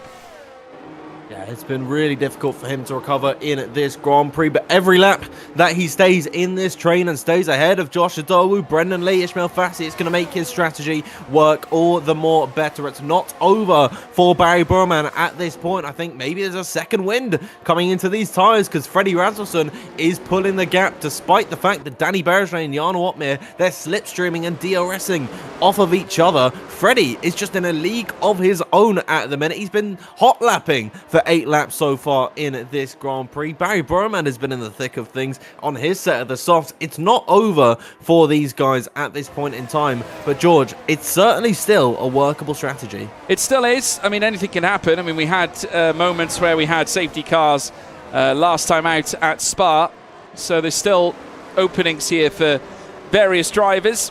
You know, I mean, you can carry on as much as you want. At the same time, it's still all up to chance. Whilst, of course, it does look like that Burman's been dealt a tough deck here at the very start of this race, it doesn't necessarily mean he's out of the question. Obviously, with all the battling happening for that P2, we did see Berejday creeping into second place. That has, of course, caused, I think, a little bit of an influx in the delta between Rasmussen and those behind, because remember, it was 3 seconds between them earlier on. It's now stretching to nearly 4 seconds now, so there is a lot of changes happening at this point in time. We're only on lap 9, of course, but still, this is where the softs are likely going to come to the end of their life. I mean, they are going to struggle at this point in the Grand Prix. And George, I thought league racing would have been an escape from what we see in real life Formula 1. But there's a Red Bull dominating the field at the minute. For how much longer, that remains to be seen, because Danny Berejday, he'll begin to close in ever so slightly. Jarno Opmeer once again closing to the back of the Haas, but he's not going for that move. Further back behind, though, Thomas Ronhard, the inside of both his teammate and Ismail Fassi. Wow, what a move there! Yeah, the two Saubers once again coming together in the final sector. Fassi now looking to come straight back at him down the inside as they make their way through sector 3. Brendan Lee still with the upper hand. Certainly no team play here by the two Saubers as they come wheel to wheel. In comes Fassi again as he looks to try and slot it down the inside. They're going to stay together, heading through now towards the final 2 corners. Out of 19, through to 20. Ronhard denies Fassi, but Fassi straight away back at him again here, heading through turn 20. They'll stay together again. Williams v Sauber. The DRS opens for both of them as they now look to streak up through towards turn 1. The artist with the inside. He'll have the tiger line through turn 1. Leaves it late on the brakes. Silano's in front. Is the car going to be in front? Not quite, as they run side by side through the slalom in the first sector of lap 10. Oh, it's a brilliant battle between Thomas Ronhard and Ismail Fassi, 2 future stars, 2 current stars on the F1 Esports grid, doing battle all for P8 in this Grand Prix. You'd think they'd be lap number 28 of 28, fighting for the win, the pair of them. Beautiful stuff. You gotta tip your hat to both Thomas Ronhard and Ismail Fassi there. I wonder, is Ismail gonna take that one lying down? Is he gonna try and come back at Thomas Ronhard? Because he is definitely gonna take that one personal. That was such a late lunge in towards turn number 12 from Thomas Ronhard. It was almost unwarranted. He almost hit his teammate once again, but still heading down in towards this corner. Ismail Fassi, I think, George, he'll remember that one. Well, we have seen occasions in the past where we have had moments where drivers, whether teammates or not, come together. We saw it back in the good old days where Moreno and Otmir had their moments at the top of Remus back at the Austrian Grand Prix. Of course, going back a couple of seasons now, but that ended up with furore as Otmir would smash his headphones down and look to talk to Moreno face to face. Remember, that was done whilst both were in the Mercedes Esports HQ, and they both certainly settled it in person, that's for sure. But one can certainly describe from what they saw that night that Otmir took it very personally indeed, as now the cars rise up through towards turn one yet again. No moves this time, but just look at Ronhart back on the tail of Brendan Lee, and he must be giving Brendan Lee a real royal headache right now.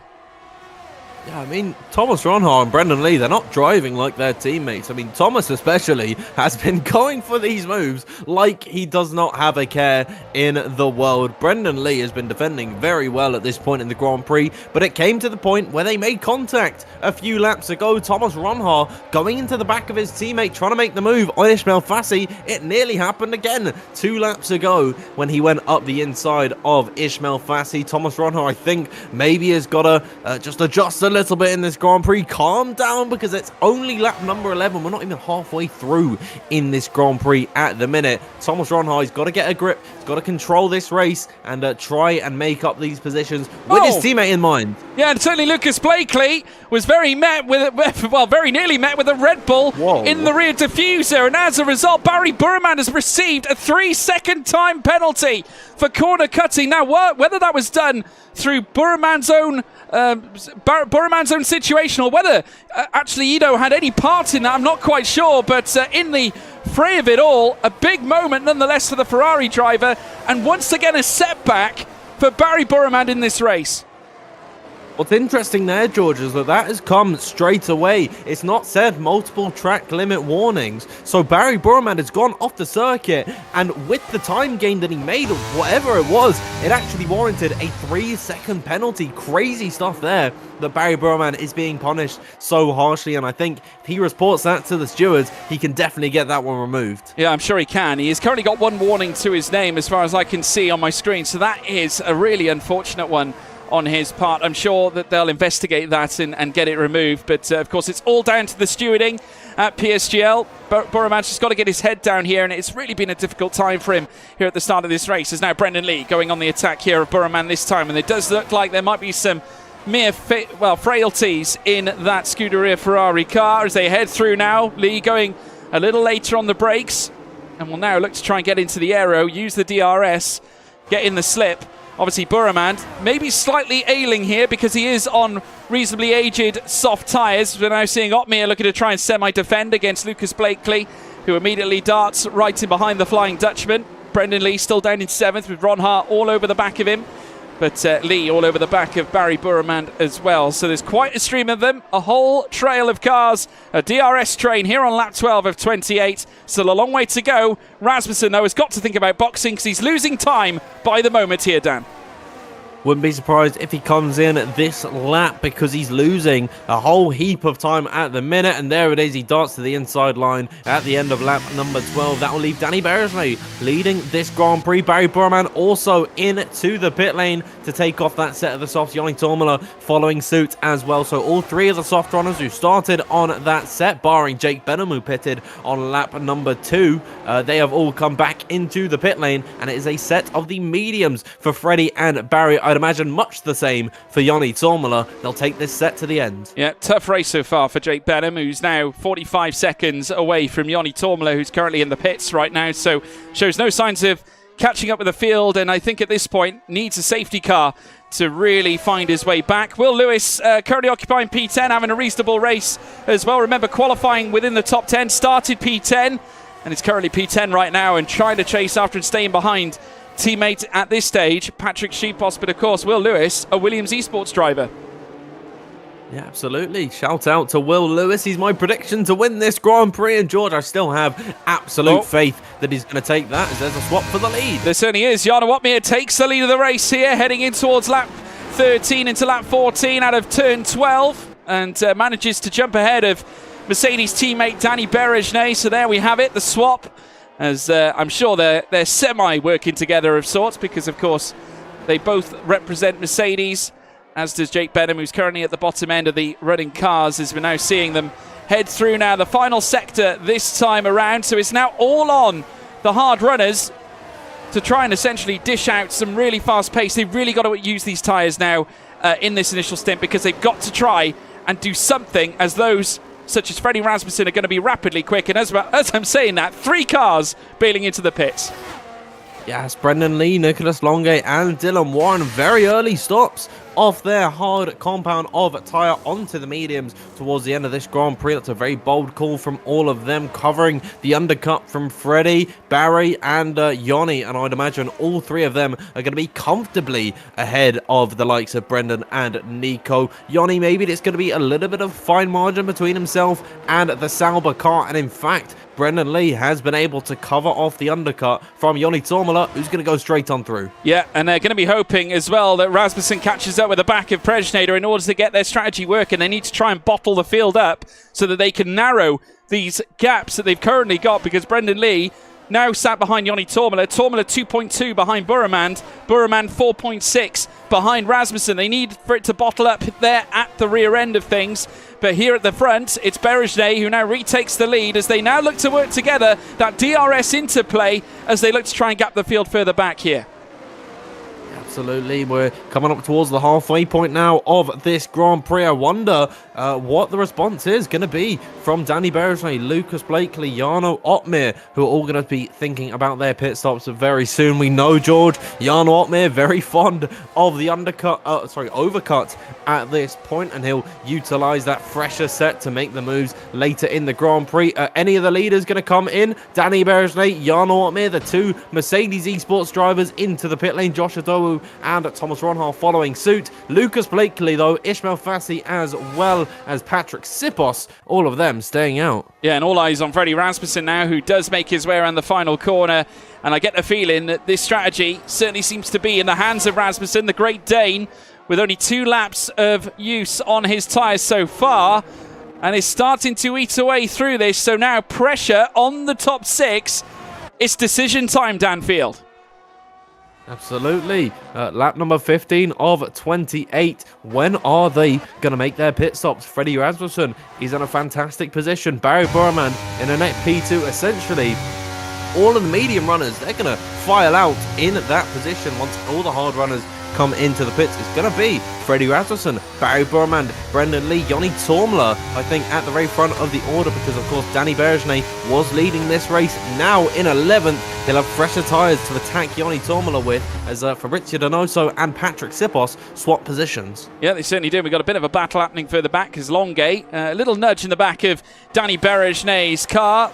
Opmeer now right on the tail of him too, as the Frenchman, with 1 Dutch 2-time F1 eSports champion on his tail. It's never something you want to see in your rearview mirror, but Longay more than capable of trying to withstand the pressure as they head through the final sector this time around. Berejnay in 11th place, with Tormala currently technically the cork in the bottle. Brendan Lee, though, at the head of it as they now hurtle through the beginning sector 3, and they'll head through the triple corners, where, of course, they will open up, heading through towards turn 19 and down towards turn 20. Lap 16 will soon come to an end, as now into the pits comes Lucas Blakely, and he's not alone, because Fabrizio Donoso also coming in as well. So at this stage, it is still Rasmussen out in front as Brendan Lee sets the fastest lap of the race, and there's that pace we've been looking for from Brendan Lee.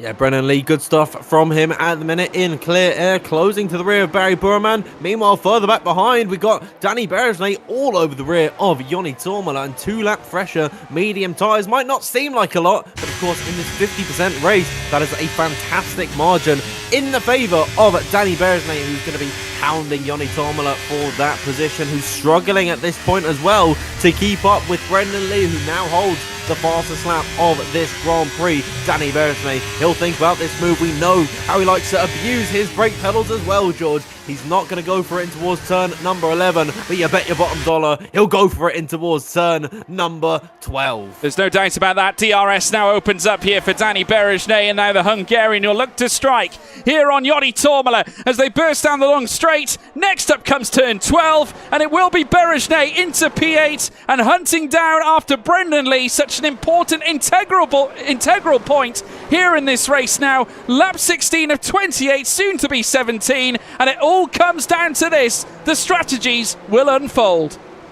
Yeah, who is going to get the best of this strategy? Freddie Rasmussen leading the way by a massive margin at the minute. 4.4 seconds to Barry Burman, who's a further 1.3 clear of Brendan Lee. It's going to be very difficult for anyone to challenge Freddie in this Grand Prix, but we know the pace of the likes of Brendan Lee, Danny Bergevin, Jarno Opmeer once he's through on a few of the slower cars. Speaking of Jarno, he's pulling to the inside of Nicholas Longe. I think he's just cooling the car, and so he will sit in that P8 for the time being, as now everyone aside from Philip Presnader, George, has boxed in this Grand Prix, and Freddie Rasmussen leads the way. Yeah, nice way of cooling down the tyres as well as the engine itself. So naturally, that's why some of the drivers do opt for pulling out alongside, just to avoid the dirty air essentially, or just the aero itself, because naturally things do tend to heat up in those situations. But Jarno Opmeer doing a stellar job of that right now. 8th place in the timing screen on the classification, still trying to close down after Nicholas Longe.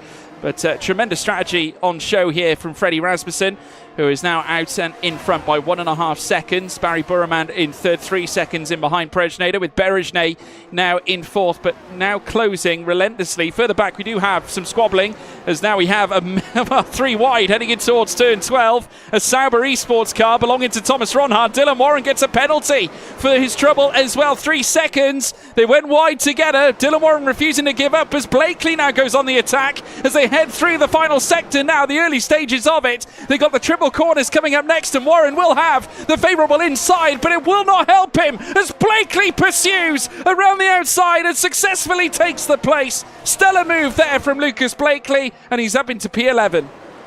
Stunning stuff there from Lucas. Further up ahead as well, Jarno Opmeer has been fighting it out with Joni Sormala. He tried to go for the move potentially on Nicholas Longe, then saw that Nico was on the attack of Joni, and finally Jarno is going to be able to get up the inside and into P6 in this Grand Prix. This is when Joni Sormala is going to feel the effects of the fresher medium tyres, battling further back behind Josh Idowu, Thomas Ronhard, Lucas Blakely, even Dylan Warren has fresher tyres than Joni Sormala, and he will be feeling the effects of that very, very soon. 11 laps to go in this Grand Prix, and everyone who is fighting at the front earlier on in this Grand Prix, they filtered their way back into the very front of the order, but Barry Burman and Brendan Lee in a much higher position than they saw before. Oh, Thomas Ronhard down the inside here at coming down in towards turn 11 here on lap 18. Really wanted to try and surprise Josh Ito ever so slightly. He did a very similar thing earlier on, and now with DRS open as they burst down towards turn 12. Didn't quite work that time. We do have some movements further up as well, as Danny Berejnay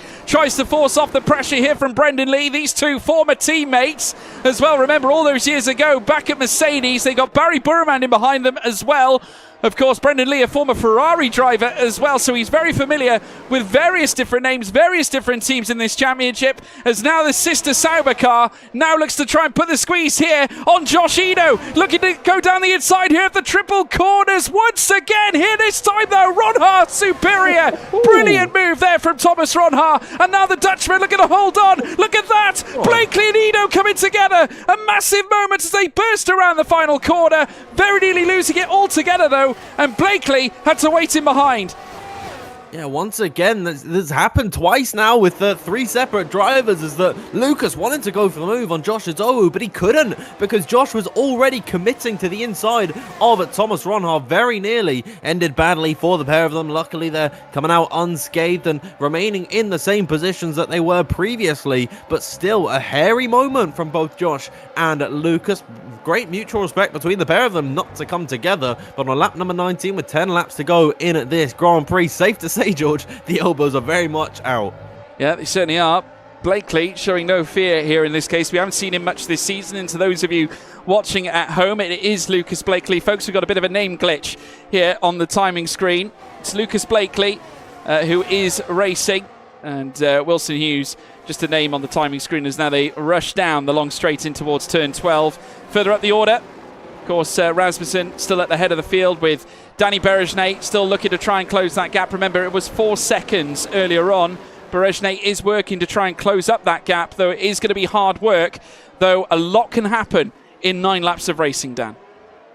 Yeah, absolutely. Anything can happen at this point. I'm seeing a lot of predictions that Freddie Rasmussen has already won this Grand Prix, but Danny Berger doing a fantastic job of closing that distance between the pair of them, so it's not over until lap number 28 comes to an end. And if Danny Berger continues on this trajectory, he could potentially get himself within a second of Freddie, and then into the DRS range, and then we could see some fantastic battling as once again more moves being made. Jan Ortmir through on Nicholas Longe, Thomas Ronhaar through on Joni Tormala, still wheel to wheel between Nico and Jarno. Wow, side by side in the first sector, so close to contact between the pair of them. Nicholas Longe still holding this one out up the inside with 1 lap older tyres. Jarno Ortmir shuts the door on him though and has made that move stick. Yeah, fabulous racing between these two, and have a lot of history between them as well. Barry Burman though next on Jarno Ortmir's list, and he has 2 lap pressure tyres here on Barry Burman too, so starting to work his way through the field, making use of the rubber whilst he's got it. And what a good way to close out the championship it would be, to bring home a big result towards the very end of the season. And certainly holds a lot of fond memories here at COTA, as we've already alluded to time and time again, as Josh Ido now dives down the inside here of Joni Tormala. Red Bull meets AlphaTauri here this time around as well, with Lucas Blakely watching on in behind, looking to take his chance, and he's going to look to go wheel to wheel here with Josh Ido. The ultimate opportunistic move here from Lucas Blakely, who now cuts down the inside, looks for the double switchback as they head through the triple right-hander. It's still Tormala though, flexing all his experience here at COTA as they now dive through turn 19. It is still Tormala with Ido in behind, but Blakely on the attack. He's going to leave it late, heading in towards turn 20 as well. Wheel to wheel they stay, and now the rush heading up through towards turn 1 is on. DRS open for both drivers as they look to try and march their way through towards turn 1. Again late, as though Blakely opens up the door again and takes it away from Josh Ido. What a fabulous move from the F1 Esports World Champion, Lucas Blakely. Great stuff there from Lucas Blakely. That was all in the tyres as well, because Lucas, throughout the entirety of that battle, and still is flashing, meaning that he is sub 10% in the ERS, and he's still been able to make that move up the inside of Josh Ido. It goes to show the confidence of the steaming Scot as well. Fantastic stuff from Lucas Blakely to get himself up into 9th position. Still has some of the freshest tyres out of anyone in this fight, and out of anyone in the top 10 at the minute. So Lucas Blakely, late on in this Grand Prix, he's going to continue to be the quickest man. Do not count him out here, George. Brendan Lee lifting off in behind Danny Berejnay as well. I get the feeling they're happy with Danny Berejnay's pace here. He is bringing them into the lead fight. Again, that delta's coming down, as now we're seeing Longe and Ronhaar come together. Wheel to wheel between these two this time around, as John Evans picks up a 3-second time penalty inside line there for Thomas Ronhaar and takes P6. And now the Ferrari-powered Sauber esports car powers its way through to P6 with the actual Ferrari in behind as well. But still a chance here for Longe. Only has a lap more on his tyres than Ronhaar ahead of him. It's all starting to come together towards the front now, as Barry Burman starts to lurch ever closer towards Brendan Lee, towing along Jarno Ortmir into the fight. I get the feeling it's not all said and done yet, Dan. No, but Danny Berejnay really hasn't been catching Freddie Rasmussen in the last few laps, and I think that 2-lap fresher tyres strapped onto the Haas, they're not making a difference at this point. And in terms of the ERS situation, Danny Berejnay 56%. Freddie Rasmussen, he's been coasting. He's got almost 80 in the back of that Red Bull. So Freddie Rasmussen, George, is doing a fantastic job, but you are absolutely right. It's still not all said and done. There is still, what, 7 laps of racing left to be had in this Grand Prix. There's plenty that can go on. We'll just have to wait and see what happens here. Yeah, we certainly will. Still 3.3 seconds to the difference. Brendan Lee occupying that 3rd spot and keeping Barry Burman honest in behind, as well as Danny Berejnay in front. As we're now seeing them wheel to wheel, side by side again in that battle for P9 and P10. Once again, it's Josh Ido and Lucas Blakely coming together this time around, heading out of turn 12, round turn 13 again this time now. as the Red Bull and the McLaren come together. A little bit of contact, a little bit of needle. There's a deep dive there from Blakely as he looks to send it up the inside. The Blakely bomber on display as they go wheel to wheel again through the triple right-handers. Again we see it. They dance here around the latter circuit, the latter sector here at Kota. Benito flexing his muscles from the Ronda Valleys as though he goes around the outside heading through turn 20, but Blakely has his number. The Scot with a nose in front so far. Yeah, finally, Lucas Blakely has made this move stick, and now Dylan Warren's on the attack on both of them, up the inside and towards turn number 1. Dylan Warren, out of nowhere, has caught them lacking, and he has gone for that move up into P9 despite the penalty to his name. That is stunning stuff from Dylan Warren. Ishmael Fassi has also arrived onto the scene and is through on Josh Adowu, and he's all over the back of Lucas Blakely at this point. Oh dear, Ishmael into the back of Lucas, and all of a sudden now Josh is back around the outside. Looks like he's been able to fend off the attack from the Red Bull, but the Williams driver getting his elbows out, only 6-lap-old medium tyres onto that car. He could still be in a decent position, George, to potentially get some good points. Yeah, absolutely right. Josh Edo, whilst he is in 12th place, he'll rue the day that Fassi came along because it has upset his placings, but this time around Dylan Warren getting a taste of his own medicine. He may have launched himself 2 places up. He's just lost 2 places though, coming out of turn 12 as Blakely's gone through, as has Fassi. So the pair of them now once again up the field. Fassi showing that great deal of pace on those younger tyres, 6 laps old. And they are a lap older, or a lap younger, I should say, than Lucas Blakely's, but also 3 laps younger, in fact, than Dylan Warren's, who is down in P11. Yeah, absolutely. I mean, Dylan Warren, after all of that move that he made, the stunning double overtake, has amounted to nothing because Lucas Blakely and Ishmael Fassi back through on the very same lap. Josh Adowu, the big loser in all of that, was looking to go back on the attack of Lucas Blakely, and instead of that, he's lost 2 places and is outside the top 10, which means he's not going to be scoring any points for the time being this evening tonight. And I gotta say, really, this has done nothing but hamper these guys, because now Ishmael Fassi, with 7-lap-old medium tyres, instead of going for these moves and utilising the freshness that he has against his other rivals, he's now going to have to make up a 1.2 second gap instead. Yeah, heading through now, it's Thomas Ronhaar who's now closing up on Jarno Opmeer, the 2 Dutchmen coming together again.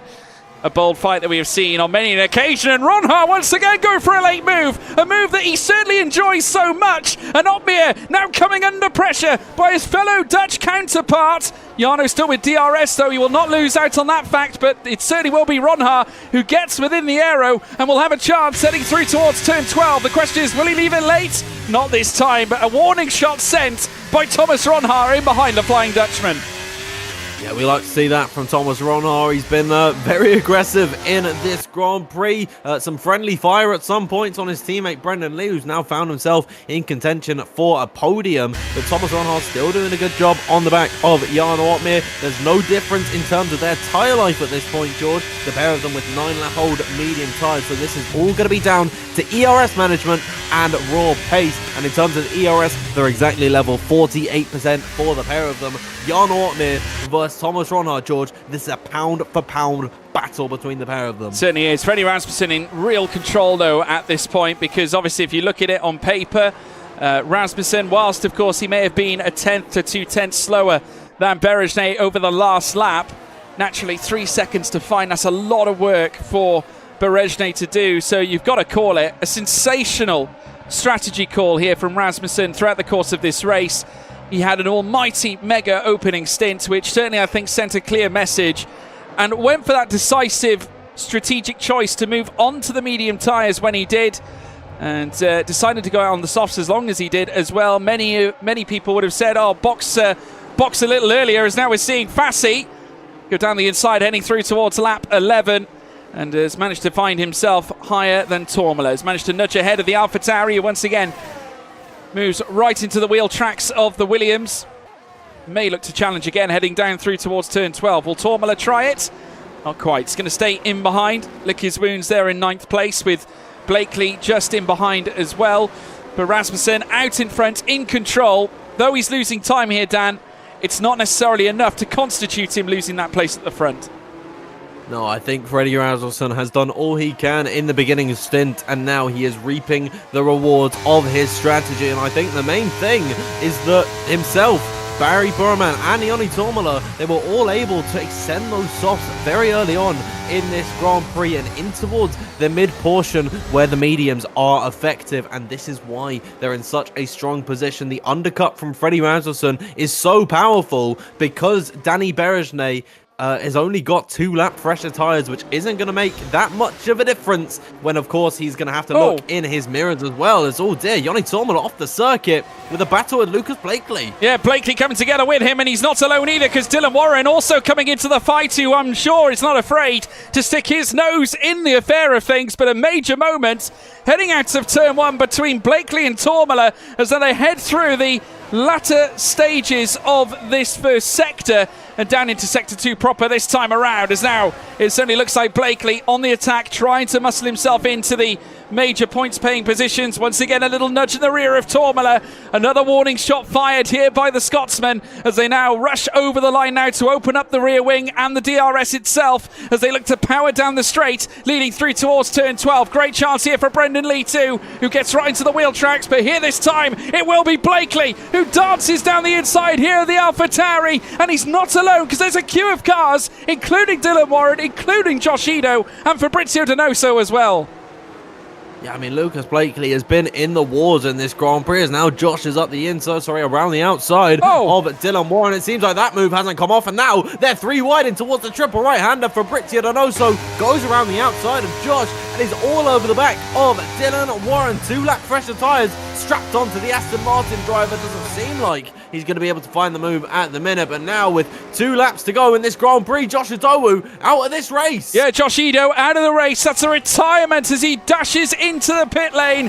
Donoso now on the attack of Dylan Warren as they circle up through towards turn 1 and then power through towards turn 2 this time around. Penultimate lap of the race, lap 27 of 28. Still the Great Dane leads the way with Danny Berejnay in behind in second. Further back, Brendan Lee in third spot with Barry Burman in fourth. There is still an ongoing battle for P3 in this race, and no doubt it's going to light up. Podiums on the table. I tell you what, if Brendan Lee wins this, or gets this podium, gets this P3 from 13th place on the grid, what a message. Absolutely. I mean, he very much benefited early on in this Grand Prix from all that squabbling, but he's done very well to keep with the likes of Danny Berejnay and Barry Burman and Jarno Opmeer, and now with 94% in the battery, he'll go on the attack of Danny. Yeah, as well now Fabrizio Donoso opens up the door here as he now looks to pirouette himself alongside Dylan Warren and move ahead of him, heading down the long straight and towards turn 12. Many other battles happening out and about on track too, but I'll tell you what, the big points paying positions, of course, the big podium positions are what's certainly up for grabs here at this stage. Berejnay currently holding on to that spot. Burman also fighting tooth and nail to try and grasp it. P2 on the table as well, not forgetting. In fact, Brendan Lee took it off Danny Berejnay earlier on, so is now second in the classification at this point. And what a gain this is as well. Fastest, certainly the final lap of the race now begins here on lap 28 of 28. Rasmussen still out in front and comfortably in front, but Brendan Lee at the head of this bottle here in this battle for P2. Yeah, now this is when they need to use the battery, George, because 71% is in the back of the Sauber car. Same for the Haas, same for Barry Burman, all of them with very similar levels of ERS. If they leave any of that in the battery as they cross the finish line, it means that is potential gains that they have wasted, and Danny Berejnay knows this. He's all over the rear of Brendan Lee. Heading in towards now the second sector for the final time. The DRS will be enabled soon for Danny Berejnay, and the ball is very much in his court. Off the exit of turn number 11, here they go. Yeah, a bit of a tank slapper there on part of Danny Berejnay, the rear end just stepping away from him, but he will have the DRS. I don't think he was too upset to lose the place to Brendan Lee on that previous lap, and will certainly take P2 away this time around. So Danny Berejnay back in P2, And despite not closing out with a potential race win on the cards, of course, Rasmussen has done his damnedest to make sure that gap has stayed over 2 seconds, over 2.5 seconds to boot. It's 2.6 now. Brendan Lee, though, still fighting it out as Jarno Opmeer battles with Thomas Ronhaar. He sends it up the inside. A late gasp here, but the late gasp comes from one Great Dane, Freddie Rasmussen, who we have not seen take the top step of the podium at all this season. He's finished third twice. He's a winner here once, this time at COTA. The Great Dane, Freddie Rasmussen, wins the United States Grand Prix with Danny Berejnay in second. Brendan Lee comes home in third. Great stuff from Freddie Rasmussen, Danny Berejnay and Brendan Lee. What a race from him there, gaining 10 places in this Grand Prix and finding his way on to the podium. It was a stunning drive from the Sauber driver, but Freddie Rasmussen uncontested since lap number 1. That was absolutely dominant from the Danish driver, and he's reaped the rewards. He's taken victory here in COTA, and Danny Berejnay, he gained, but it wasn't enough to deny Freddie Rasmussen here tonight, George. Certainly wasn't enough well, I mean, Rasmussen was on fire. I mean, an incredible opening stint, and managed to take it all the way from start to finish. He put it on pole and brought it home in front of everybody else in race trim.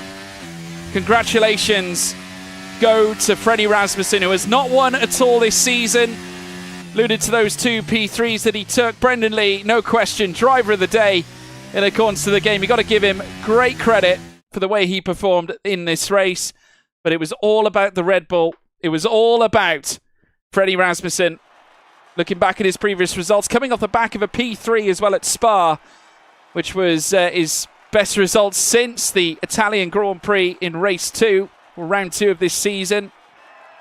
And now back again, and with a great chance as well to potentially go and do it again at Vegas and become yet another driver to take multiple race wins this season so far. But celebrations going by the way of Freddie Rasmussen. He's your victor here this time around. Credit as well to Danny Berejnay, one of the most consistent performers this season, and has brought down yet another podium finish with Brendan Lee in third place as well, who I'd argue, what a performance to grasp what he did. Started 13th on the grid, 10 places up from where he started. Jarno Opmeer managing to bring home a stellar P4. Thomas Ronhaar in 5th place with Nicholas Longuet in 6th. Ishmael Fassi 7th. Barry Burremand in 8th. Yoni Tormela in 9th. And then it was Lucas Blakely in 10th. It was not Wilson Hughes, everybody. It's not him. Just a name glitch. Will Lewis in 11th. Patrick Shipos in 12th. Dylan Warren in 13th. John Evans in 14th. Fabrizio Donoso, of course, got a penalty as well. 15th place. Philip Prejnader down in 16th. And Jake Benham further down. We had retirements elsewhere as well. Unfortunately, we did not quite get enough time to go through all the results, which was weird. But yes, there we go. So drama right around, but credit to the Great Dane. We haven't seen him necessarily at the top step. We haven't seen him at all on the top step of the podium so far this campaign, but that's his 3rd podium visit and certainly a stellar race win. He's not taken a victory this season, Dan, so it's great to see Rasmussen back on top. Yeah, sorry, I think Discord might have messed up here. George, can you hear me? I can hear you loud and clear now, Dan. I mean, we almost had a full race without any issues, George. But I think, yeah, Discord playing tricks with us once again. I think I missed out the last bit of what you said. Well, but, I just want to say, yeah, congratulations to Freddie Rasmussen. I think on the back of taking a victory. I mean, we haven't seen him do that, so far this season. Great to see him back at his very best, and that was a true Great Dane performance. Yeah, absolutely. And Freddie Rasmussen, once again, it's actually an interesting one because we don't typically see him do this well in league racing. He saves his true performances for F1 Esports, but I think he maybe has just got a bit bored of waiting at this point, and so he's decided to take matters into his own hands. And I'd really like to see him challenge for the title once again and maybe actually take it heading in towards a potential rumored season of F1 esports very soon. With that performance today, he's certainly got a very good chance of it, George. Definitely has, and we can speak to one of our podium sitters once again. It's the one, the only, Danny Berejnay. Danny, welcome back to the commentary box. Another fantastic performance on your part.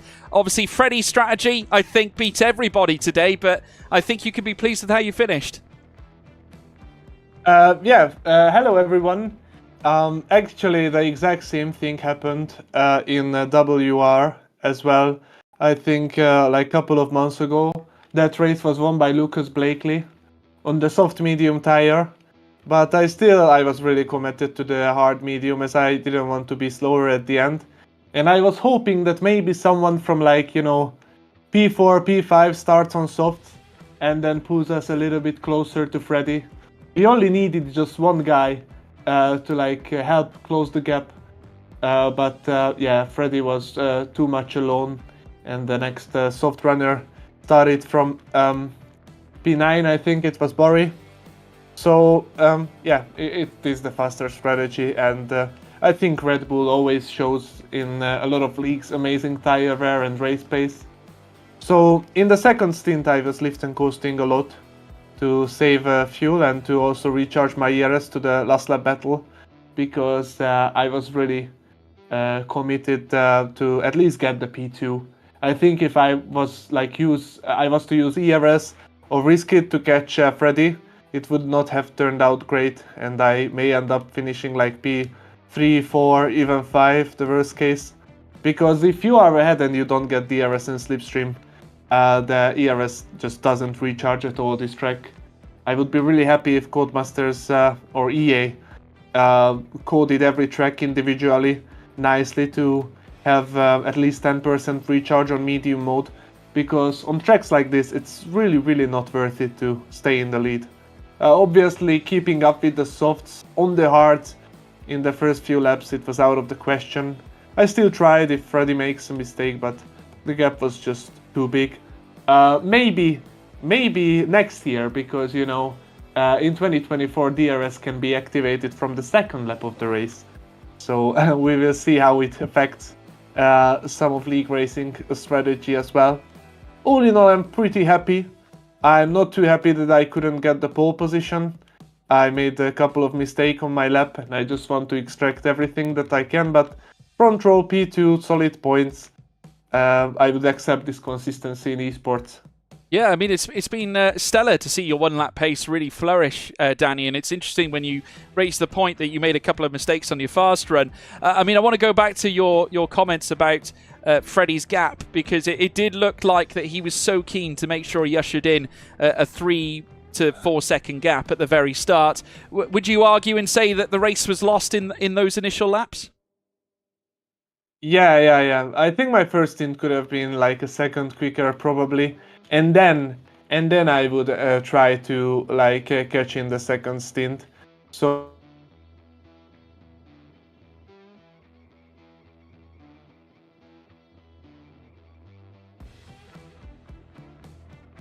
and win the race with better tires at the end. But my race pace is definitely something I need to improve on, because it wasn't perfect.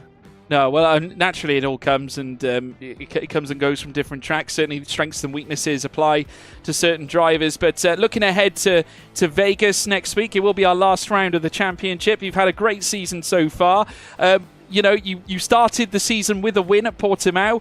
Is the mission to take a win at the final race of the season at Vegas? Yeah, I will try my best, but a little secret, I will travel to the Mercedes factory on Sunday.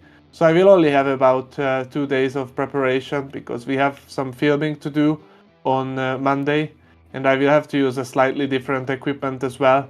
So I'm not too optimistic, to be fair with you guys, but you always have to be. So I probably don't have to say these things. I will try my best around Vegas.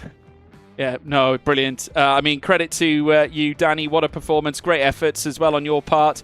Obviously, looking ahead, we look forward to hopefully seeing you at Vegas next week, but we wish you all the best. Congratulations on another podium. Thank you. Have a nice evening, everyone. Yeah, take care, Danny. One of the most friendliest faces you'll ever see on the grid in PSGL, whether it be F1 esports as well as league racing in itself. Amazing, really, and a charismatic individual who certainly has flourished, I would say, this season. And I would argue, Dan, it's been a long journey for Danny. He's had, obviously, a couple of seasons where he hasn't necessarily been at his brilliant best that we all know he's capable of. But I think now when we look at him, he is certainly looking reborn in the car right now. Absolutely, and he seems happy where he is, and I think he works really well with Jarno Opmeer and Jake Ben, and we know that Danny Berejnay has always been that team player. He's got 2 Constructors titles or 2 Teams titles under his belt, but he's yet been able to capture that brass ring and steal the glory for himself. And with this sort of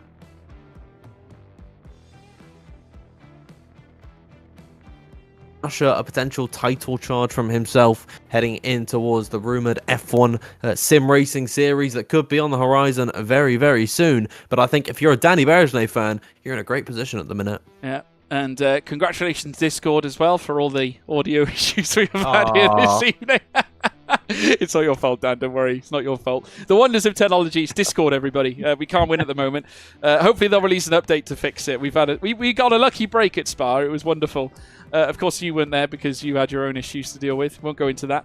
But yeah, incredible. Well, look, hey, folks, it's been incredible, hasn't it not? I mean, we've witnessed another fantastic race in PSGL. We've now got one left. The final frontier is going to be a trip to Vegas, and I personally can't wait for this one. We're going to witness a fantastic race around this very fast-paced Vegas circuit, so make sure you tune in for that. That's going to be next week on March 20th. You don't want to miss it. The final hurrah on the F1 23 game before we get going again on F1 24, and I for one can't wait. Obviously, the Teams Championship, it looks like I have not got confirmation yet.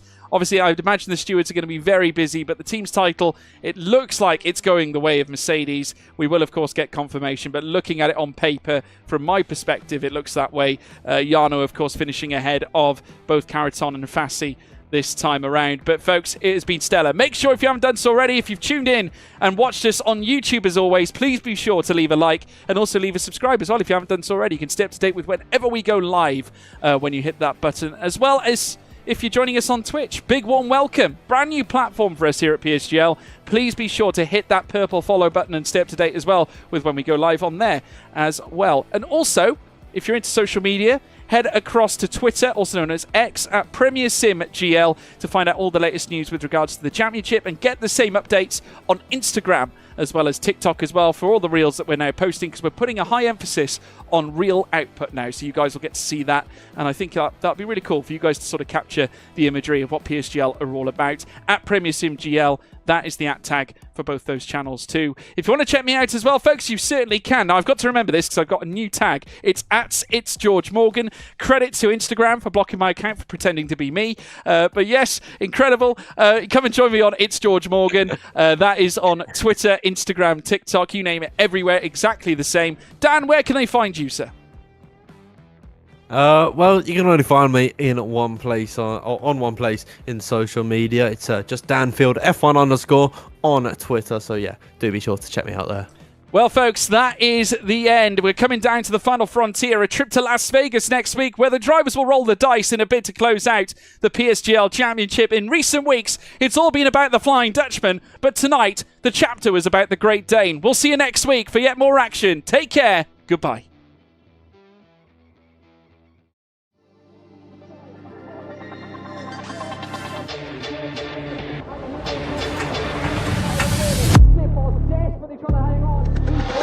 He's got the inside, Opmeer is through on the left-hand side.